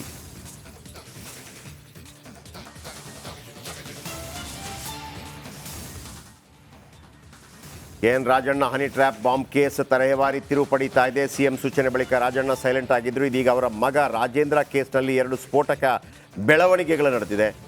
ಏನಾ ಬೆಳವಣಿಗೆ? 18 ನಿಮಿಷದ ಒಂದು ಆಡಿಯೋ ವೈರಲ್ ಆಗ್ತಾ ಇದೆ. ಅದರಲ್ಲಿ ದುಡ್ಡು ಕೊಟ್ಟಿರುವಂಥ ವಿಚಾರ ಅದು ಹೇಗಿದೆ ಅಂತಂದರೆ, ಒಬ್ಬ ಕೊಲೆ ಮಾಡೋಕ್ಕೆ ನೋಡ್ತಾನೆ, ಕೊಲೆ ಮಾಡ್ತೀನಿ ಅಂತ ಇನ್ನೊಬ್ಳಿಗೆ ಹೇಳ್ತಾಳೆ, ಅವಳು ಹೋಗ್ಬಿಟ್ಟು ಇಲ್ಲಣ್ಣ ನಿನ್ನ ಕೊಲೆ ಮಾಡ್ತಾ ಇದ್ದಾರೆ ಅಂತ ಇಲ್ಲಿ ಬಾ ಬಾ ಬಾ ಬಾ ಬಾ ಬಾ. ಇದು ರಾಜಾ ಡೀಲಲ್ಲಿ ಮಧುಬಲೆಯಲ್ಲಿ ಜೇಡ್ರ ಬಲೆ ಇದೆ. ಇದು ಬನ್ನಿ ಒಂದು ಸ್ಪೆಷಲ್ ರಿಪೋರ್ಟ್. CD ಮಾಡ್ತಕ್ಕಂಥದ್ದು, ಪೆನ್ ಡ್ರೈವ್ ಮಾಡ್ತಕ್ಕಂಥದ್ದು 48 ಜನಗಳಿದ್ದಾರೆ. ಇದರಲ್ಲಿ ಯಾರೆಲ್ಲ ಪ್ರೊಡ್ಯೂಸರ್ಸ್ ಇದ್ದಾರೆ, ಡೈರೆಕ್ಟರ್ಸ್ ಯಾರ್ಯಾರಿದ್ದಾರೆ. KN ರಾಜಣ್ಣ ರಾಜಕೀಯ ಅಂತ್ಯಕ್ಕೆ ಸಂಚು. ರಾಜಣ್ಣ ಮನವಿ ಪತ್ರದಲ್ಲಿ ಸ್ಫೋಟಕ ಅಂಶ ಬಯಲು. ಸಹಕಾರಿ ಸಚಿವ ಕೆಎನ್ ರಾಜಣ್ಣ ಪುತ್ರ ಹಾಗೂ ಎಂಎಲ್ಸಿ ರಾಜೇಂದ್ರ ಹತ್ಯೆ ಸುಪಾರಿ ಪ್ರಕರಣಕ್ಕೆ ಕಂಡು ಕೇಳರಿಯದ ಟ್ವಿಸ್ಟ್ ಸಿಗುತ್ತಿದೆ. ಮೊದಲು ಹನಿ ಟ್ರ್ಯಾಪ್ ಗದ್ದಲ ಎದ್ದು ಕೊನೆಗೆ ಸುಪಾರಿ ಹಂತಕ್ಕೆ ಬಂದು ನಿಂತಿದೆ. ಸದ್ಯ ರಿಪಬ್ಲಿಕ್ ಕನ್ನಡಕ್ಕೆ ಸಚಿವ ರಾಜಣ್ಣ ಬರೆದ ಮನವಿ ಪತ್ರ ಸಿಕ್ಕಿದ್ದು, ಈ ಪತ್ರದಲ್ಲಿ ರಾಜಣ್ಣ ರಾಜಕೀಯ ಅಂತ್ಯಕ್ಕೆ ಸಂಚು ನಡೆದಿತ್ತಾ ಅನುಮಾನಕ್ಕೆ ಮತ್ತಷ್ಟು ಬಲ ಸಿಕ್ಕಿದೆ. ಕೆಎನ್ ರಾಜಣ್ಣನ ರಾಜಕೀಯವಾಗಿ ಮುಗಿಸಲು ಸಂಚು. ಪರಂಗೆ ಕೊಟ್ಟ ಮನವಿಯಲ್ಲಿ ಏನಿದೆ ಗೊತ್ತಾ? ಕೆಎನ್ ರಾಜಣ್ಣ ಸಹಕಾರ ಸಚಿವ. ಸಾರ್ವಜನಿಕ ಜೀವನದಲ್ಲಿ ಯಾರೇ ಆಗಲಿ ಮತದಾರರ ವಿಶ್ವಾಸ ಗಳಿಸಲು ಬಹಳ ಶ್ರಮವಿರುತ್ತದೆ. ಅದು ಬಹಳ ದಶಕಗಳ ಪ್ರಯತ್ನ. ಆದರೆ ಈ ರೀತಿ ಪ್ರಯತ್ನಗಳಿಂದ ಅವರ ಹೆಸರಿಗೆ ಮಸಿ ಬಳಿಯುವ ಪ್ರಯತ್ನ ಮತ್ತು ರಾಜಕೀಯ ನಾಯಕರುಗಳು ರಾಜಕೀಯ ಜೀವನ ಹಾಳು ಮಾಡುವ ಘೋರ ಅಪರಾಧ ಅಂತವರಿಗೆ ಶಿಕ್ಷೆ ಆಗಬೇಕು. ಮೇಲ್ಕಂಡ ವಿವರಗಳನ್ನು ಗಮನಿಸಿದಾಗ ಈ ಪ್ರಕರಣದ ಹಿಂದೆ ವ್ಯಕ್ತಿಗತ ದ್ವೇಷ, ಅಸೂಯೆ ಮತ್ತು ಕಳಂಕರಹಿತ ನನ್ನ ಸಾರ್ವಜನಿಕ ಜೀವನಕ್ಕೆ ಧಕ್ಕೆ ತರುವ ಉದ್ದೇಶವಿರುವುದು ಕಂಡುಬಂದಿದೆ. ನನ್ನ 50 ವರ್ಷಗಳ ಸಾರ್ವಜನಿಕ ರಾಜಕೀಯ ಜೀವನದಲ್ಲಿ ಯಾವುದೇ ಕಪ್ಪು ಚುಕ್ಕೆ ಇಲ್ಲದೆ ಕಳಂಕರಹಿತ ಜೀವನ ನಡೆಸ್ತಾ ಇರುತ್ತೇನೆ. ಈ ಪ್ರಕರಣವನ್ನು ಉನ್ನತ ಮಟ್ಟದ ತನಿಖೆ ಮಾಡಿಸಿ ಇದರಲ್ಲಿ ಭಾಗಿಯಾಗಿದ್ದಾರೆ ಎನ್ನಲಾದ ವ್ಯಕ್ತಿಗಳು ಹಾಗೂ ಪ್ರಕರಣದ ಹಿಂದಿರುವ ವ್ಯಕ್ತಿಗಳನ್ನು ಸಹ ಪತ್ತೆ ಹಚ್ಚಿ ಕ್ರಮ ಕೈಗೊಳ್ಳಬೇಕು ಅಂತ ಕೋರುತ್ತೇನೆ. ಪುಷ್ಪ ಸೇರಿ 3 ಪೊಲೀಸ್ ವಶಕ್ಕೆ. ಆಡಿಯೋ ಬಗ್ಗೆ ವಿಚಾರಣೆ ಮಾಡಲು ಪುಷ್ಪ ಹಾಗೂ ಆಕೆಯ ಜೊತೆ ಮಾತನಾಡಿದ 2 ಯುವಕರನ್ನ ಪೊಲೀಸರು ಬಂಧಿಸಿದ್ದಾರೆ. ರಾಜೇಂದ್ರ ಹತ್ಯೆಗೆ ಸುಪಾರಿ ಬಗ್ಗೆ ತೀವ್ರ ವಿಚಾರಣೆ ನಡೆಸುತ್ತಿದ್ದಾರೆ. ಸಿಐಡಿ ಇಲ್ಲವೇ ಎಸ್ಐಟಿಯಿಂದ ತನಿಖೆ ಸಾಧ್ಯತೆ. ಎಲ್ಲ ಆಗಿದೆ, ಟೀಮ್ ಎಲ್ಲ ಆಗಿದೆ. ಇಲ್ಲ ಇಲ್ಲಿಂದ ಸ್ಥಳೀಯವಾಗೇ ಟೀಮ್ ಸೆಟಪ್ ಮಾಡಿದ್ದಾರೆ. ಅದು ಆದಮೇಲೆ ಅವರು ಏನು ವರದಿ ಕೊಡ್ತಾರೆ, ಅದಾದಮೇಲೆ ಅಗತ್ಯ ಬಿದ್ದರೆ ಮುಂದೆ CIDನೋ SITನೋ ತೀರ್ಮಾನ ಮಾಡ್ತಾರೆ. ಗೃಹ ಸಚಿವರು, ಪೊಲೀಸ್ ಇಲಾಖೆ ಈ ಬಗ್ಗೆ ಎಲ್ಲ ಕ್ರಮಗಳನ್ನ ಕೈಗೊಳ್ತಾರೆ. ಏನು ಆರೋಪಿಗಳಿದಾರ, ಏನು ಷಡ್ಯಂತ್ರಗಳಿದಾರ ಅದೆಲ್ಲವನ್ನು ಬಯಲಿಗೆಳ್ತಾರೆ ಮತ್ತು ಕಾನೂನು ಪ್ರಕಾರ ಶಿಕ್ಷೆ ಕೊಡ್ತಾರೆ. ಸದ್ಯ ಸಚಿವ ಕೆಎನ್ ರಾಜಣ್ಣ ಕುಟುಂಬ ಹಣಿಯಲು ಹನಿ ಟ್ರ್ಯಾಪ್ ಮತ್ತು ಸುಪಾರಿ ಸಂಚು ನಡೆದಿದ್ಯಾ? ಆ ಸಂಚು ಮಾಡಿದ ಸೂತ್ರಧಾರಿ ಯಾರು? ರಾಜಣ್ಣ ಕುಟುಂಬವನ್ನ ಹಣಿಸುವುದಕ್ಕೆ ಅವರಿಗೂ ಏನು ಸಂಬಂಧ ಎಂಬುದನ್ನು ತನಿಖೆಯಿಂದಲೇ ತಿಳಿಯಬೇಕಿದೆ. Bureau report, Republic Kannada. Okay, Madesh ನಮ್ಮ ಜೊತೆ ನೇರ ಸಂಪರ್ಕದಲ್ಲಿದ್ದಾರೆ. ಐ ಥಿಂಕ್ ನೋಡಿ ಮಾದೇಶ್, ಆರಂಭದಲ್ಲಿ ಈ ಹನಿ ಟ್ರ್ಯಾಪ್ ಅಂತ ಬಂದಾಗ ನಾವು ಕೂಡ ಸ್ವಲ್ಪ ಅದರ ಬಗ್ಗೆ ಮಾತಾಡಿದ್ವಿ, ಆಯಿತಾ? ಆಮೇಲೆ ಅದು ಸಡನ್ನಾಗಿ ಹನಿ ಟ್ರ್ಯಾಪ್ ಹೋಗ್ಬಿಟ್ಟು ಏನು ಸುಪಾರಿ ಕಿಲ್ಲರ್ ಟ್ರ್ಯಾಪ್ ಆಗ್ಬಿಡ್ತು. ಇದೇನಪ್ಪ ಹಾದಿ ತಪ್ಪಿಸ್ತಾ ಇದ್ದಾರೆ ಅಂಥೇಳಿ ಅನ್ನಿಸ್ತು. ಆಮೇಲೆ ಕೆಲವು ವಿಡಿಯೋಗಳಾಯಿತು. ಲಾಸ್ಟ್ಗೆ ಈಗೇನಾಗಿದೆ ಅಂತಂದರೆ ಆ ಹನಿ ಟ್ರ್ಯಾಪ್ಗೆ ಮತ್ತು ಈ ಕೊಲೆ ಟ್ರ್ಯಾಪ್ಗೆ ಕನ್ಕ್ಲೂಷನ್ ಸಿಗೋದಕ್ಕಿಂತ ಹೆಚ್ಚಾಗಿ ಕನ್ಫ್ಯೂಷನ್ ಜಾಸ್ತಿ ಆಗ್ತಾ ಇದೆ. ನಿಜ ಹೇಳಬೇಕು ಅಂದರೆ ನನಗೆ ತಲೆ ಗೊಬ್ಬರ ಆಗ್ಬಿಟ್ಟಿದೆ. ಇದೇನು ಅದೇನು ಒಂದು ಗೊತ್ತಾಗ್ತಾ ಇಲ್ಲ. ಬೇರೆ ಆಗೋಯ್ತು ಈಗ. ಹಂಗೆ ಹೇಳ್ತಿದ್ದಾರೆ.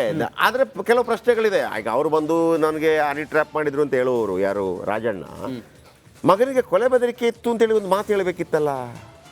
ನನ್ನ ಪ್ರಶ್ನೆ ಅಷ್ಟೇ.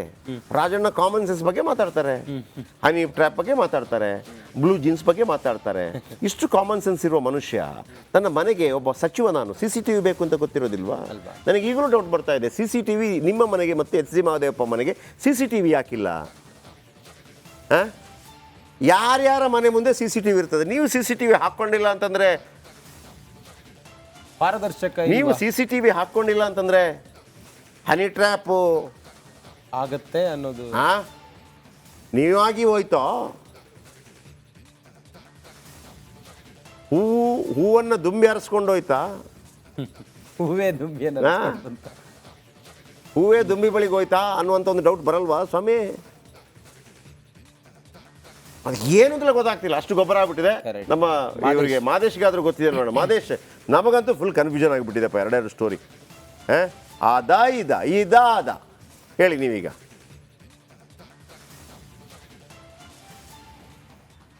ಜಯಪ್ರಕಾಶ್, ಖಂಡಿತವಾಗ್ಲೂ ಈ ಒಂದು ಪ್ರಕರಣದ ತನಿಖೆಯನ್ನು ನಡೆಸ್ತಿರುವಂಥ ತನಿಖಾಧಿಕಾರಿಗಳಿಗೆ ಸಾಕಷ್ಟು ಡೌಟ್ಗಳಂತೂ ಮೇಲ್ನೋಟಕ್ಕೆ ಬರ್ತಾ ಇದೆ. ಯಾಕಂದರೆ ನೀವು ಹೇಳ್ತಿರುವಂಥ ಹಾಗೆ ಈಗಿನ ಜನ್ರೇಷನಲ್ಲಿ, ಅದರಲ್ಲೂ ಕೂಡ ಈಗಿನ ಯುಗದಲ್ಲಿ ಸಾಕಷ್ಟು ಕಡೆ CCTV ಫುಟೇಜ್ಗಳಾಗಿರ್ಬೋದು ಮತ್ತು ಮೊಬೈಲ್ ಟವರ್ ಡಂಕ್ಗಳು, ಇವೆರಡೂ ತನಿಖೆಯಲ್ಲಿ ಸಾಕಷ್ಟು ಹೆಲ್ಪ್ ಮಾಡುತ್ತೆ. ಆದರೆ ಈ ಒಂದು ತನಿಖೆಯಲ್ಲಿ ಹನಿ ಟ್ರ್ಯಾಪ್ ನಡೆದಿದೆ ಅಂತೇಳಿ ಏನು ಸಚಿವ ರಾಜಣ್ಣ ಅವರು ಹೇಳಿದ್ದಾರೆ.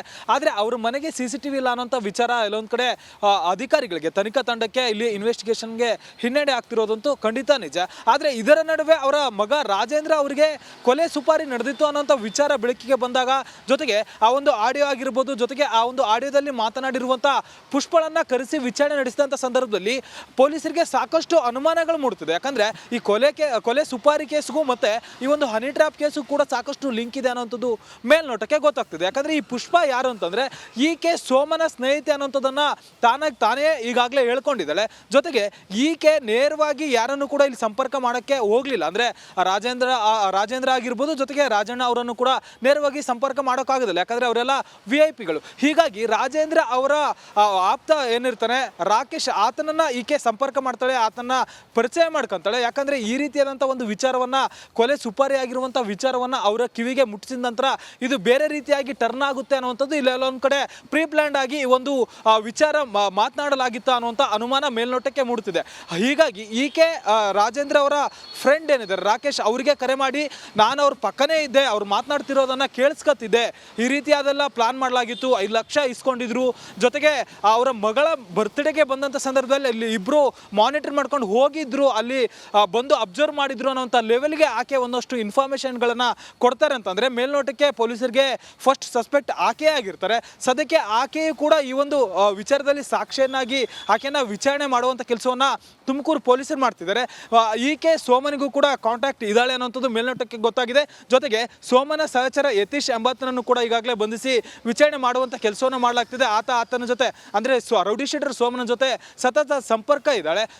ಇರೋದ್ರಿಂದ ಆ ಒಂದು ಯತೀಶ್ನನ್ನು ಕೂಡ ತೀವ್ರ ವಿಚಾರಣೆ ಮಾಡ್ತಿದ್ದಾರೆ. ಇಲ್ಲಿ ನಿನ್ನೆಯಿಂದಲೂ ಕೂಡ ಪುಷ್ಪಳನ್ನು ಕೂಡ ತೀವ್ರ ವಿಚಾರಣೆ ಮಾಡ್ತಿದ್ದಾರೆ. ಆಕೆಯ ಬ್ಯಾಕ್ಗ್ರೌಂಡ್ ಏನು ಅನ್ನೋದನ್ನು ಪರಿಶೀಲನೆ ಮಾಡಿದಂಥ ಸಂದರ್ಭದಲ್ಲಿ ಈಕೆಯು ಕೂಡ ಒಂದಷ್ಟು ಬ್ಲ್ಯಾಕ್ ಮೇಲ್ ಮಾಡೋದಾಗಿರ್ಬೋದು, ಬೇರೆಯವ್ರ ಜೊತೆ ಕಾಂಟ್ಯಾಕ್ಟ್ ಇರುವಂಥ ವಿಚಾರಗಳು ಕೂಡ ಬೆಳಕಿಗೆ ಬರ್ತಿದೆ. ಆ ಒಂದು ನಿಟ್ಟಿನಲ್ಲಿ ಪೊಲೀಸರು ತನಿಖೆ ಮಾಡ್ತಿದ್ದಾರೆ. ಎಲ್ಲೊಂದು ಕಡೆ ಈಕೆಯು ಕೂಡ ಈ ಒಂದು ರಾಜಣ್ಣ ಅವರಿಗೆ ಹನಿ ಟ್ರ್ಯಾಪ್ ಏನು ಮಾಡಿದ್ದಾರೆ, ಆ ಒಂದು ಗ್ಯಾಂಗು ಈಕೆಗೂ ಕೂಡ ಲಿಂಕ್ ಇರ್ಬೋದು ಅನ್ನುವಂಥ ಅನುಮಾನ ಸಾಕಷ್ಟು ಮೂಡಿದೆ. ಆ ಒಂದು ನಿಟ್ಟಿನಲ್ಲೂ ಕೂಡ ಪೊಲೀಸರು ತನಿಖೆ ಮಾಡುವಂಥ ಕೆಲಸವನ್ನು ಮಾಡಲಾಗ್ತಿದೆ. ಇಲ್ಲಿ ಈ ಒಂದು ತನಿಖೆ ಹಾದಿ ಈಗ ಅಬ್ಸರ್ವ್ ಮಾಡ್ತಿದ್ದಂಥ ನೋಡಿದ್ರೆ ಎಲ್ಲ ಒಂದು ಕಡೆ ಹನಿ ಟ್ರ್ಯಾಪ್ಗೂ ಮತ್ತು ಈ ಒಂದು ಕೊಲೆ ಸುಪಾರಿ ಕೇಸ್ಗೂ ಕೂಡ ಎರಡೂ ಕೂಡ ಇಂಟರ್ ಲಿಂಕ್ ಇರುವಂಥ ಸಾಧ್ಯತೆ ಇದೆ. ಸದ್ಯಕ್ಕೆ ಆ ಒಂದು ನಿಟ್ಟಿನಲ್ಲಿ ಪೊಲೀಸರು ತನಿಖೆ ಮಾಡುವಂಥ ಕೆಲಸವನ್ನು ಮಾಡಲಾಗ್ತಿದೆ. ಜಯಪ್ರಕಾಶ್ ಶೆಟ್ಟಿ, ಥ್ಯಾಂಕ್ ಯು ನಿಮ್ಮೆಲ್ಲ ಅಪ್ಡೇಟ್ಸ್ಗೆ.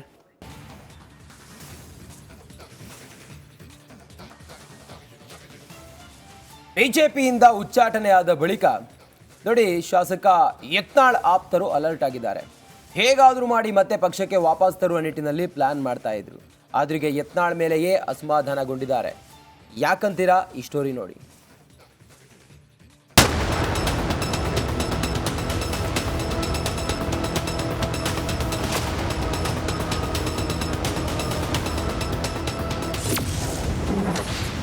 ಯತ್ನಾಳ್ ವಿರುದ್ಧ ಆಪ್ತರ ಅಸಮಾಧಾನ, ಉಚ್ಚಾಟನೆ ಬಳಿಕವೂ ಸುಮ್ಮನಾಗದ ಶಾಸಕ ಬಸವನಗೌಡ ಪಾಟೀಲ್ ಯತ್ನಾಳ್ ಇತ್ತೀಚೆಗೆ ಬಿಜೆಪಿ ಪಕ್ಷದಿಂದ ಉಚ್ಚಾಟನೆಯಾಗಿದ್ರು. ಇದಾದ ಬಳಿಕವೂ BS ಯಡಿಯೂರಪ್ಪ ವಿಜಯೇಂದ್ರ ವಿರುದ್ಧ ವಾಗ್ದಾಳಿ ನಡೆಸಿದ್ರು. ಈ ಮಧ್ಯೆ ಯಾವುದೇ ಬಹಿರಂಗ ಹೇಳಿಕೆಗಳನ್ನ ಕೊಡದಂತೆ ಆಪ್ತರು ಸಲಹೆ ಕೊಟ್ಟಿದ್ರು. ಆದರೂ ಕೂಡ ಶಾಸಕ ಯತ್ನಾಳ್ ಬಹಿರಂಗ ಹೇಳಿಕೆ ಕೊಡುವುದು ನಿಲ್ಲಿಸಿಲ್ಲ. ಹೀಗಾಗಿ ಯತ್ನಾಳ್ ಮೇಲೆ ಆಪ್ತರು ಅಸಮಾಧಾನಗೊಂಡಿದ್ದಾರಂತೆ.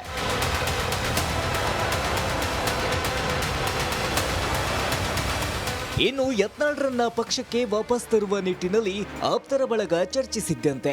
ಹೀಗಾಗಿಯೇ ಪಕ್ಷ ಮತ್ತು ಯಾವುದೇ ವ್ಯಕ್ತಿ ವಿಚಾರವಾಗಿ ಹೇಳಿಕೆ ನೀಡದೆ ಸೈಲೆಂಟ್ ಆಗಿರುವಂತೆ ಸಲಹೆ ನೀಡಿದ್ರಂತೆ.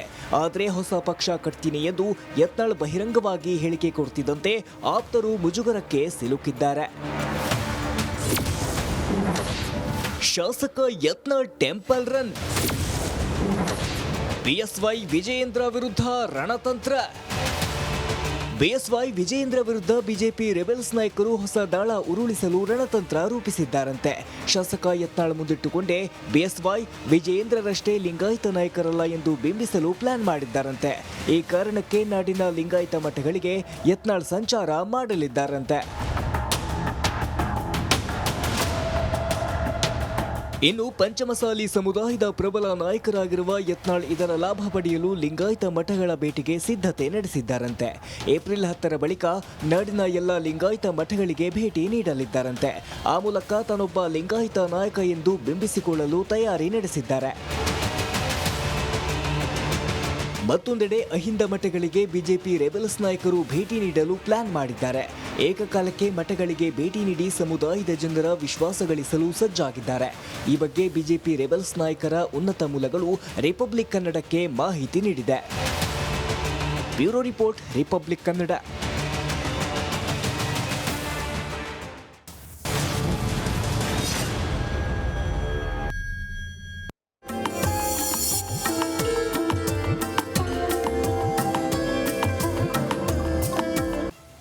ವಿರಾಮದ ಬಳಿಕ ಮತ್ತೆ ಸ್ವಾಗತ.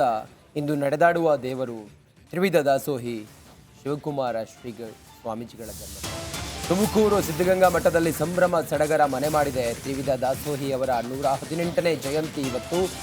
ಡಾಕ್ಟರ್ ಶಿವಕುಮಾರ ಶ್ರೀಗಳ ಗದ್ದುಗೆಗೆ ಅಲಂಕಾರ ಮಾಡಿದ್ದಾರೆ. ಕೇಂದ್ರ ರಕ್ಷಣಾ ಸಚಿವ ರಾಜನಾಥ್ ಸಿಂಗ್, ಕೇಂದ್ರ ಸಚಿವ V Somanna, DCM DK Shivakumar, ಸಚಿವರಾದ KN Rajanna, doctor G Parameshwar ಭಾಗಿ. ಇವತ್ತಿನ ಈ ದಿನ ಬಹಳ ವಿಶೇಷವಾದ ದಿನ. ತ್ರಿವಿಧ ದಾಸೋಹಿ ಶಿವಕುಮಾರ ಶ್ರೀಗಳ ಜನ್ಮದಿನ, 118ನೇ ಜನ್ಮದಿನ. ರಾಜನಾಥ್ ಸಿಂಗ್ ಇವತ್ತು ಆಗಮಿಸಿದ್ದಾರೆ ತುಮಕೂರಿಗೆ. ಡಿ ಕೆ ಶಿವಕುಮಾರ್ ಇರ್ತಾರೆ, ವಿ ಸೋಮಣ್ಣ ಇರ್ತಾರೆ, ಕೇಂದ್ರ ಮಂತ್ರಿಗಳು, K N Rajanna, doctor G Parameshwar ಇವರೆಲ್ಲರೂ ಕೂಡ ಇರ್ತಾರೆ. ಮಧುವಣ ಗಿತ್ತಿಯಂತೆ ತುಮಕೂರೆಲ್ಲ ಸಿಂಗಾರ ಆಗಿದೆ. ಈ ವಿಶೇಷ ಕಾರ್ಯಕ್ರಮ, ಐತಿಹಾಸಿಕ ಕಾರ್ಯಕ್ರಮ ಇದು. 118ನೇ ಜನ್ಮದಿನ ತ್ರಿವಿಧ ದಾಸೋಹಿ ಶಿವಕುಮಾರ ಶ್ರೀಗಳ ಜನ್ಮದಿನ. ಅದರ ಸಂಭ್ರಮ ಸಡಗರ ಇಡೀ ತುಮಕೂರಿನಾದ್ಯಂತ ಮೇಳೈಸಿದೆ.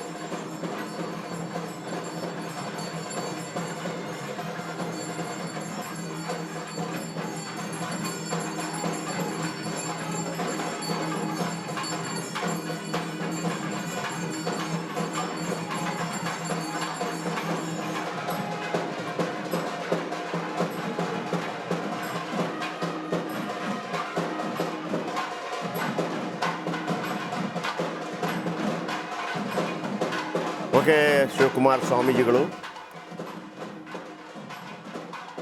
ಸಿದ್ಧಗಂಗಾ ಮಠಕ್ಕೆ ಅದು ಬೆಳಗ್ಗೆ ನೀವು ನೋಡಬೇಕು. ಅದು ಒಂದು 2 ಸಲ ಹೋಗಿದ್ದೆ ನಾನು. ಅವ್ರು ಬೆಳಗ್ಗೆ ಆ ಲಿಂಗ ಪೂಜೆ ಮಾಡ್ತಾರಲ್ಲ, ಅದು ಒಂದು ಕಿಟಕಿಯಿಂದ ನೋಡೋದಕ್ಕೆ ಅವಕಾಶ ಸಿಗುತ್ತೆ ನಮಗೆ. ಆ ಕೂತು ಅದೇ ಥರ ಬೆಂಡಾಗಿ ಆ ಭಸ್ಮ ಹಚ್ಚಿಕೊಂಡು ಆ ಲಿಂಗ ಪೂಜೆ ಬಾ ಬಾ ಬಾ ಬಾ ಬಾ. ಆಮೇಲೆ ನನ್ನ ಒಬ್ಬ ಗೆಳೆಯ ಇದ್ದ, ಅಂದರೆ ಗೆಳೆಯ ಹೇಳಿದಂಥ ಮಾತು ಅವ್ರಿಗೆ ಹೆಂಗಿರುತ್ತೆ ಅಂತಂದರೆ, ಶಿವಕುಮಾರ ಸ್ವಾಮೀಜಿಗಳ ವಿಶೇಷತೆ ಅವ್ರು ಹೇಳಿದರೆ ಈಗ ಬೇಕಿದ್ರೆ ಕೋಟ್ಯಾಂತರ ರೂಪಾಯಿ ಬಂದುಬೀಳುತ್ತೆ, ಅದು ಬೇರೆ ವಿಚಾರ. ಅಷ್ಟು ದೊಡ್ಡ ಭಕ್ತಾದಿಗಳಿದ್ದಾರೆ, ಎಲ್ಲರೂ ಇದ್ದಾರೆ, ದೇಶ ವಿದೇಶದಲ್ಲಿ ಬೇಕಾದಷ್ಟು ಇದ್ದಾರೆ. ಕರ್ನಾಟಕದವರು ಸಾಕಷ್ಟು ಜನ ಇದ್ದಾರೆ, ಲಿಂಗಾಯತರಲ್ಲಿ ತುಂಬ ಜನ ಇದ್ದಾರೆ. ಒಂದು ಕಾಲದಲ್ಲಿ ಭಾಳ ಅವರು ಒಂಥರ ಊರೂರು ಹೋಗಿ ಅಕ್ಕಿ ಸಂಗ್ರಹ ಎಲ್ಲ ಮಾಡಿ ಇದು ಮಾಡಿರುವಂಥದ್ದು. ಆಮೇಲೆ 24 ಗಂಟೆಯಲ್ಲಿ ದಾಸು ಆಗ್ತಾನೆ ಇರುತ್ತೆ. ಅವರು ಅಲ್ಲಿ ದರ್ಶನ ಕೊಡ್ತಾರಲ್ಲ, ಒಬ್ಬ ದೊಡ್ಡ ಶ್ರೀಮಂತ ಒಬ್ಬ ಬಂದಿರ್ತಾನಂತೆ. ಅವ್ರು ಸ್ವಲ್ಪ ಇಷ್ಟು ತುಂಬ ದುಡ್ಡೆಲ್ಲ ಹಿಂಗಿಟ್ಟು ಅವ್ರ ಮುಂದೆ ಹಿಂಗಿಟ್ಟು ತಟ್ಟೆಯಲ್ಲಿ ಇಟ್ಟಿದ್ದಾನೆ. ಇನ್ನೊಬ್ಬರು ಹೇಳ್ತಿದ್ದಾರಂತೆ ಅವ್ರ ಹತ್ರ,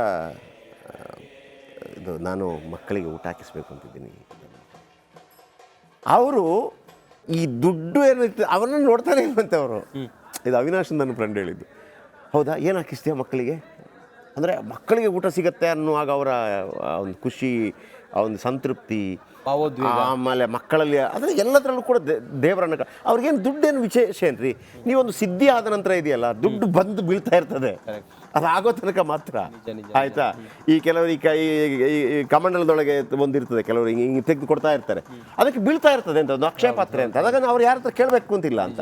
ಬಟ್ ಇದೆಯಲ್ಲ ಅವ್ರಿಗೆ ಖುಷಿ ಕೊಡುವಂಥ ವಿಚಾರಗಳು, ಅದು ಆ ಮಕ್ಕಳ ಮೇಲೆ ಇದ್ದಂಥ ಪ್ರೀತಿ, ಮತ್ತೊಂದು ಮಗದೊಂದೆಲ್ಲವೂ ಕೂಡ. ಅದು ಶಿವಕುಮಾರ ಸ್ವಾಮೀಜಿಗಳ ವಿಶೇಷತೆ. ನೋಡಲೇ ಇಲ್ಲ ಅವ್ರನ್ನಂತೆ, ಮಕ್ಕಳಿಗೆ ಏನು ಹಾಕ್ತೀಯ ಅಂದರೆ ನಾನು ಇದು ಹಾಕ್ಬೋದು, ಊಟ ಹಾಕ್ತೇವೆ, ಏನೆಲ್ಲ ಹಾಕ್ತೀಯ ಅಂತಂದರೆ ಸ್ವೀಟ್ ಹಾಕ್ತೀನಿ, ಮತ್ತೊಂದು ಹಾಕ್ತೀನಿ ಅಂತ ಹೇಳೋದು. ಅದನ್ನು ಅವ್ರು ಖುಷಿ ಪಡೋದು, ತಾನೇ ತಿಂದಷ್ಟು ಖುಷಿ ಪಡೋದು. ಬನ್ನಿ, ಅಭಿಷೇಕ್ ನಮ್ಮೊಂದಿಗೆ ನೇರ ಸಂಪರ್ಕದಲ್ಲಿದ್ದಾರೆ. ಅಭಿಷೇಕ್, ಹೇಗಿದೆ ಜನ ಸಂದಣಿ? ಶಿವಕುಮಾರ ಸ್ವಾಮೀಜಿಗಳು ಇದ್ದಾಗ ಮತ್ತು ಈಗ ಇರುವಂಥ ವ್ಯತ್ಯಾಸಗಳು ನಿಮಗೆ ಅದು ಗಮನಕ್ಕೆ ಬರುತ್ತಾ? ನೀವು ಯಾವ ಥರ ಫೀಲ್ ಮಾಡಿದೆ? ಯಾಕಂದರೆ ಈ ಹಿಂದೆ ಕೂಡ ನೀವು ಹೋಗಿದ್ದಿರ್ಬೋದು ಅನೇಕ ಬಾರಿ, ನಾನು ಕೂಡ ಹೋಗಿದ್ದೆ. ಯಾಕಂದರೆ ನಾನು ಶಿವಕುಮಾರ ಸ್ವಾಮೀಜಿಗಳು ಇದ್ದಾಗ ಹೋದದ್ದು ಭಾಳ ಜಾಸ್ತಿ, ಆಮೇಲೆ ಸ್ವಲ್ಪ ಕಡಿಮೆ. ಈಗ ಹಂಗಾಗೋದಿಲ್ಲ. ಐ ಥಿಂಕ್ ಅಭಿಷೇಕ್ ಕೂಡ ಅದನ್ನು ಹೆಂಗೆ ಹೇಳ್ತಾರೆ ಅಂತ ನಾನು ಬಯಸ್ತಾ ಇದ್ದೀನಿ. ಅಭಿಷೇಕ್ ಯಾವ ರೀತಿ ಸಂಭ್ರಮಣೆ ಮಾಡಿದೆ ಅಲ್ಲಿ?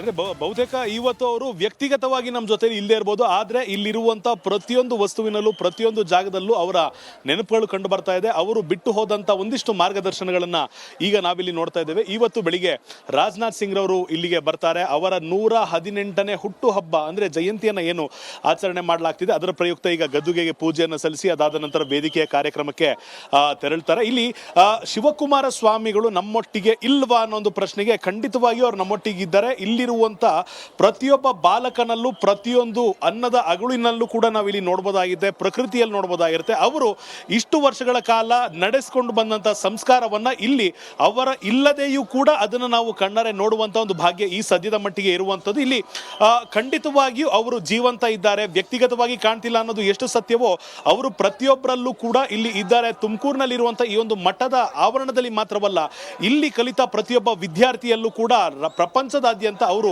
ಪಸರಿಸಿದ್ದಾರೆ ಅಂತ ಹೇಳ್ಬೋದಾಗಿರುವಂಥದ್ದು. ಸೊ ಇವತ್ತು ಒಂದು ಬೃಹತ್ ಕಾರ್ಯಕ್ರಮ, ಈ ಒಂದು ಕಾರ್ಯಕ್ರಮವನ್ನು ಇಡೀ ದೇಶವೇ ನೋಡ್ತಿರುವಂಥದ್ದು. ಯಾಕಂದ್ರೆ ಇವರು ಕೇವಲ ಕರ್ನಾಟಕಕ್ಕೆ ಸೀಮಿತವಾದಂಥ ಗುರುಗಳಾಗಿರ್ಲಿಲ್ಲ, ಇವರು ಪ್ರಪಂಚಕ್ಕೆ ದಾರ್ಶನಿಕ ನುಡಿದಂಥ ಗುರುಗಳಾಗಿದ್ರಿಂದ ತೀರಾ ಎಕ್ಸ್ಪೆಕ್ಟೇಷನ್ ಇರುವಂಥದ್ದು. ಕೇಂದ್ರ ಹಾಗೂ ರಾಜ್ಯದ ಸಚಿವರು ಇವತ್ತು ಭಾಗಿಯಾಗ್ತಿದ್ದಾರೆ.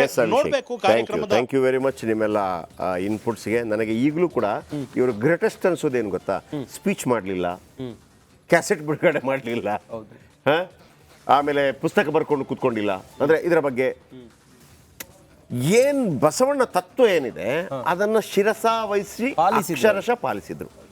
ಆಯ್ತಾ, ಮಾತು ಗೀತಿ ಏನಿಲ್ಲ, ಪ್ರವೃತ್ತಿಯಲ್ಲಿ ತೋರಿಸಿದ್ರು. ಕೇವಲ ಎಲ್ಲ ಏನಾಗಬೇಕು ಎಲ್ಲ ಆಗ್ತಾ ಹೋಯ್ತು ಅಂತ. ಬಾ ಗ್ರೇಟ್.